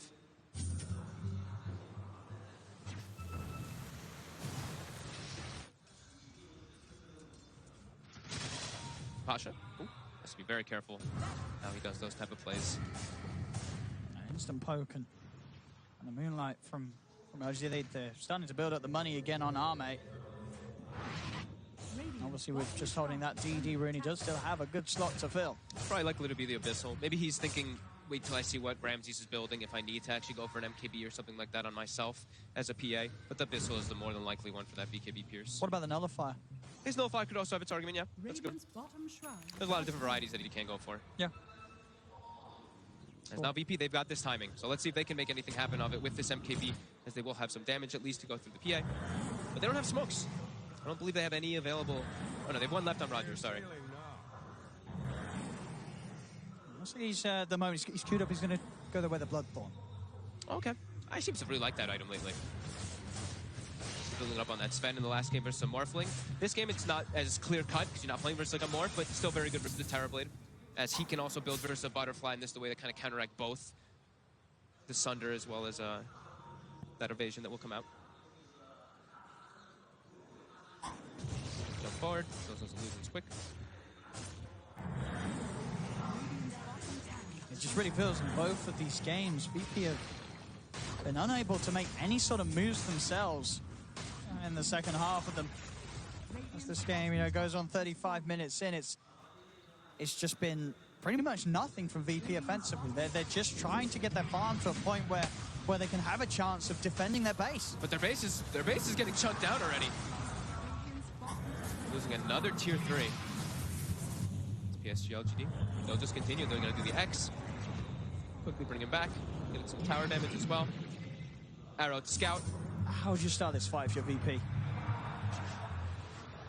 They don't have the natural forms of initiation. Pasha wants to, but like we said, he hasn't built any armor, and he now has the Vlads at least finished up, but Ramses fairly squishy. Ramses he's going to get arrowed there as he stands. They're throwing everything. Around the trails, he's dead. He doesn't have one man. No one's trying to fight back here. As he pops the BKB, Ame himself also has the BKB ready. Josh has a solo's got as well. Ramses, he was AFK. That might be the game. And he can't fight back. He just stood there and took FY's arrow to the face. The drafting panel was concerned that there were no saves in this draft. I mean, he just gets out. And that's the Terrorblade that spent 36 minutes farming for that. He spent the whole game farming, and he gets hit by one arrow, and all that fight, it was for nothing. And they're just going to keep diving forward here. Pasha, X'd up, he's arrowed, and he's brought down. And that might be it. No one, he's going to try to commit forward. But he does no damage. And there comes no damage. As LGD, they have really come into this first series of the TI9 main event of all guns blazing. Solo would jump in. They'll pop the Ghost Scepter. Pasha trying to offer some sort of damage out. They're brought back on no one. They're on Somnus. Solves down, and with the Spinner, they do kill off the Kunkka. They get one. They need so much more from this, though, VP. They'll find Chalice as well. They will manage to hold on, but their base has been torn apart. Bottom rack's gone, mid rack's gone. Only that range rack's in the top lane still standing. Completely in shambles after all that. Such a big deficit, and how much gold did they all just pick up there on the side of LGD? Like, everybody's finishing up their next item. He's ready for a bit of fun. He's got the rapier. He knows that this is in the bag. So he heard our suggestions. He queued up the Bloodthorn. He's like, no. Maybe still rapier. He's about to hit 25 as well, so he can get that triple dagger. Triple dagger with rapier. He's doing this one for the fans. I have seen somebody else take the 10%, but winning this one the dagger on this one. VP though. They're gonna get this. They are into the Rose. And they will find it. The arrow will connect onto Ramses. It is another arrow, Ramses. They can't follow it up this time. And that's Solo jump in, gets the stun off onto two of them. Cooldowns down, no one moves forward. PSG.LGD will back Solo. off now. Solo getting brought down low by the poison. Passion in with a jump. They managed to cut down Nike's Nova. Shadow Demon's dead. Buyback straight away. Roger on the backlines was focused. Replay for what? Get back to the game. Get it out of there. FY. He's been collapsed upon. Ramsey's 2 kills. Double kill. There's no buyback on FY. Double gems. Pick him up. VP had to buy back on both supports for this, but they're fighting back. Not to be held down, and you can see Ivaname, he's not invested in the rapier because he's like, well, are we fine? He's saving onto his money for now. He might resort to the safe play and just go, what, nullify and have buyback. We'll see how scared he is. Maybe, but we'll VP, see. He's still feeling pretty confident. They even kick though back. They got the Aegis. They kick back. They got that Aegis and cheese. Very important for themselves here. But that, I mean, structural damage is still done, and that's while Chalice is dead. That's the big thing, right? Fighting into LGD's lineup when they don't have the Tidehunter, a little bit easier. Especially because they can get them with the numbers and just get the surround without that Tidehunter. But back to farming a little bit. I mean, here he's saving on to money. Obviously, there's not really too much point. I guess he's so farmed that the buyback is still worth it, even if he loses a rapier. Now he's going in. He's going in. He's got the rapier. He's got buyback available. Now, this is exciting because if he loses that rapier, this game could really turn. That could if be he loses it. It could be a threat. We'll see. I mean, they're feeling very confident, LGD, but there is that chance that if Arme loses the rapier, it ends up in the hands of no one. You never know. Or in the hands of Ramses, too. Either one of them. You never know. But at the same time, if Chalice just gets a good ravage, there'll be more than enough time for him to jump from target to target. It's level 25 PA with the triple daggers and the Aghanim reset. He's just going to be cleaning up the entire squad. Man, if he gets this an insta kill, like 6 daggers pretty much, right? The first kill, he'll throw out another set of daggers immediately. Oh yeah, of course, yeah. And if he gets a kill off a dagger, he'll be able to throw out another triple dagger right away. And another. If he gets a couple chain kills, yep. And now he gets an arcane rune as well. So 4.2 second cooldown on dagger. Hey, Korea. That's got an eagle song on. Whoop, whoop. Oh, that's looking pretty dead. That is very dead. Oh, that is an eagle song. That would have been Ramses. Very close to having a butterfly. Who won't have buyback either. He has the Aegis for himself, but if he does die twice, no buyback. As they're already starting to poke and prod. I mean, it's testament to how tanky he is. You sort of just get hit by a dagger from a PA with a rapier. Well, obviously wasn't a crit. Doesn't hurt him that much. He's got a lot of armor. There's a lot of negative armor, though. I see that the Solar Crush, they even take the Gush talent as well, I believe. Oh, no, he didn't. That was the last game, sorry. He didn't take the Gush talent this time, but still, with Solar Crush, as well as that Desolator, still a lot of magic, or physical armor reduction to pierce through. But yeah, 37 armor on TB. And it looks like PSG.LGD still playing a little bit safe here, even though, I mean, I say safe, a little bit safe on the fact that the Aegis and the cheese are on VP's hands, not in items. As, a DD rune. Having passed that 40-minute mark, we're going to be seeing DDs aplenty. Here we go. Give him the bottle. Give him the brew. Oh, yeah. The crowd knows. But this rune, this bottle double damage. He's already critting for 2,600 right now. Times that by 2.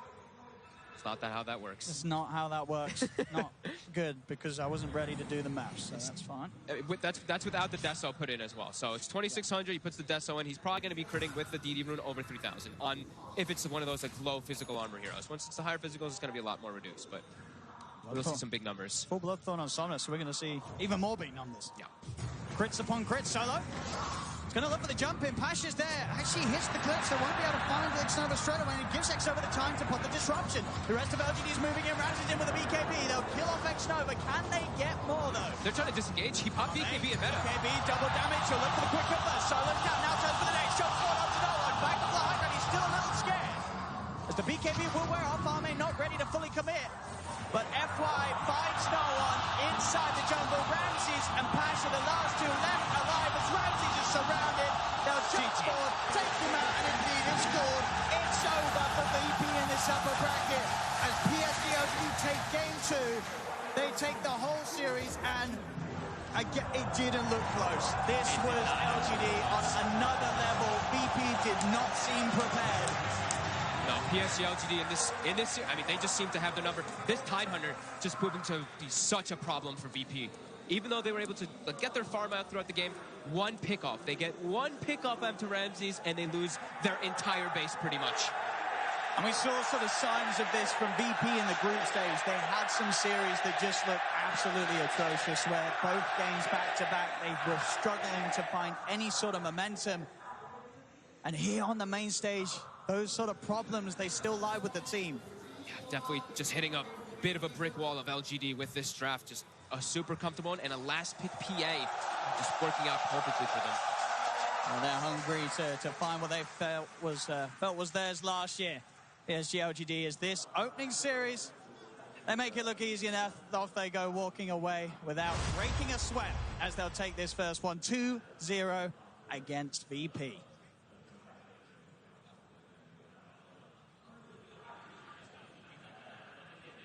Congratulations to PSG.LGD. They have done exactly what they did 12 months ago at the International 2019 against exactly the same opponent in the quarterfinals of the upper bracket, a 2-0 win. And gents, I have to say that looked pretty easy. It almost looked like they were having a bit of fun. Too much fun, some would say, at the end with the Raper and a double damage and some dodgy maths. Yeah, it's one of those games where you write easy peasy in the end, and you just walk away from your table, queue into the next game. But overall, LGD's performance looked extremely good. The early game was on point. You have two best heroes in the game who can set up the arrow, Shadow Demon and Kanka with the X mark. A lot of kills with those two. And man, Ame.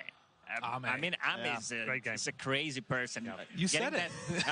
Getting that data. I mean, we should explain to some of the new reviews. That was slightly risky because he didn't need to do that. He didn't need to buy the Rapier. And the problem with the Rapier, for those who don't know, is it can be dropped and therefore fall into enemy hands, which could have turned the game. And not just that, it is like one of the best items on Gyrocopter, which is the hero that they're playing against. Exactly. So you give that one away, all of a sudden this, like, for sure win turns into, you know, Virtus.Pro walking away with the victory. Yeah. So yeah, big kahoonies.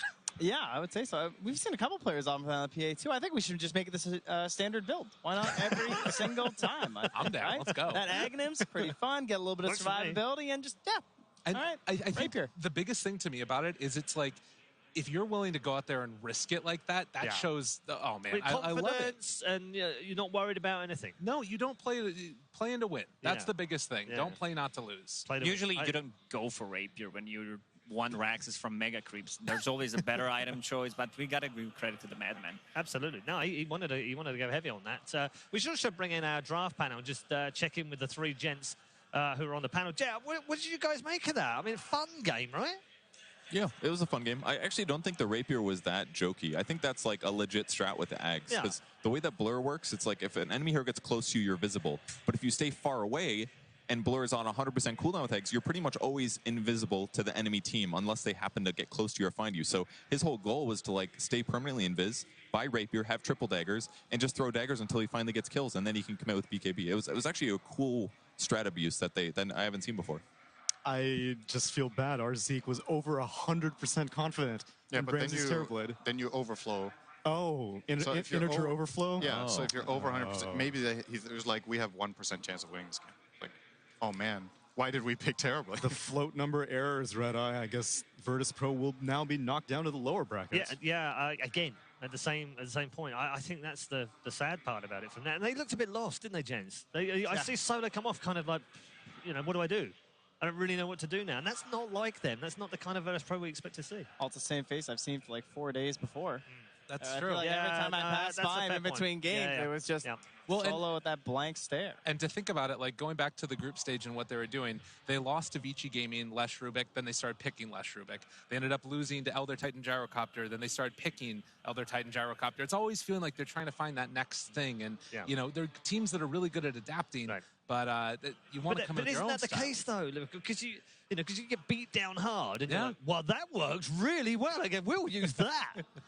Yeah, but you don't want to go in with that mentality. You want to be the one that's setting the meta in a certain And they have place. been for the last couple of years, and it feels strange to not see that Lacoste now. You could see on Ramsey's face, the face of regret after he ate that arrow. Yeah. I don't have a buyback. They managed to bring down 5 Raxes. And he's farmed the entire game to get to that point. You're also having a TB with no save whatsoever, so that's kind of a big deal. And those who have TB into Shadow Demon, and also they have a lot of ways to dispel your reflection. The PA with the Aghanim Scepter, so she refreshes the Blur. Also Lotus Orbs, the Guardian Greaves, BKBs, everyone had a way to remove it. Yeah, all right, good stuff. We're going to get more from all three men in just a moment, but let's catch up with a winning and a very happy, I would assume, FY God, who's with Casey. Yes, FY is here. We have Helen, who is going to be helping translate. FY, congratulations. The caster said it. You're playing on another level. This is the third TI that you have dropped VP down to a lower bracket. What do you think it is about these two teams when they face off? 首先，恭喜获得上场比赛的胜利。解说也在说你的水平已经比普通人高上一层了。那这是连续第三年，你们把 VP 掉落败者组。你觉得这两支战队对战的时候会有什么样一个反应？TI7我不在栏杆内吧，然后不知道当时什么情况。TI8、TI9可能是缘分到了吧，就。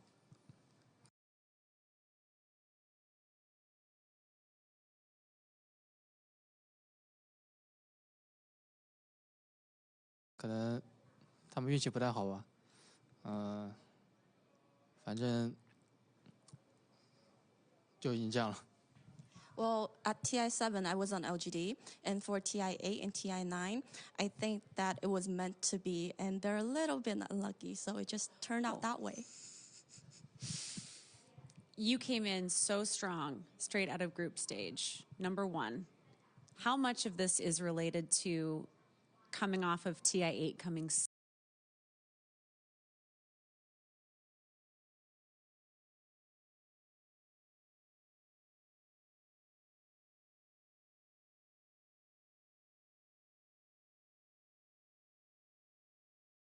so close in the grand finals? How much of this is trying to turn around and prove that you really are the best after TI8? 小组赛你们很强劲，小组第一，你觉得跟去年的成绩第2名有没有任何关系？对，去年的成绩对你来说有没有影响？去年肯定有影响吧，因为会让我们更加认真对待这个 TI9，就是疼痛总会让人成长嘛。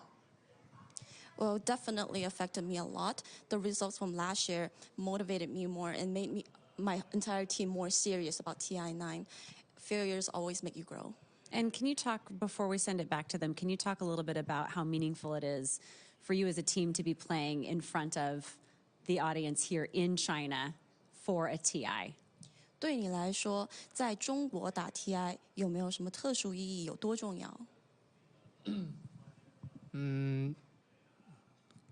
对我来说，我的家人朋友可以在现场观看，肯定是在国外一个人会好很多吧。Well, in China, all my family and friends are here to support me. It's definitely better than being alone in the West. Thank you so much, and congratulations, FY. We look forward to chatting with you more throughout TI. And Helen, thank you. We really appreciate it. Back to you guys. Thank you very much. Yes, Helen with Casey and FY from PSG.LGD successfully winning the opening game. Just final thoughts from you guys, really, on a fairly straightforward series, Trent. Well, I liked how calm and cool FY was during that, because we're fortunate. We have the duality here where we're watching our preview of the English, but we also get to see the Chinese production up there. And Ame's being interviewed. He's bouncing around up there. He's laughing. The crowd is laughing, and he just couldn't even contain himself. Meanwhile, FY's just like, yeah. Yeah, that was good. He's chilled, dude. I've done this for 3 years in a row. It feels really nice. I'm going to say one thing only. Yeah. I want to change my prediction who's going to win this one. You can't do that. We have a technology. We have Valve here. I think we can. You can't do that. Gabe's locked it down. You can't change your fantasy stuff now. Just once. I mean, I would go with LGD. Someone's got them. I'm actually going to say I kind of agree. They looked really freaking good here, and anybody that goes against them, you got to prep really well because they're coming. All right, good stuff. Thanks, gents. Quick reminder for you as well. Wherever you are in the world, we'd love you to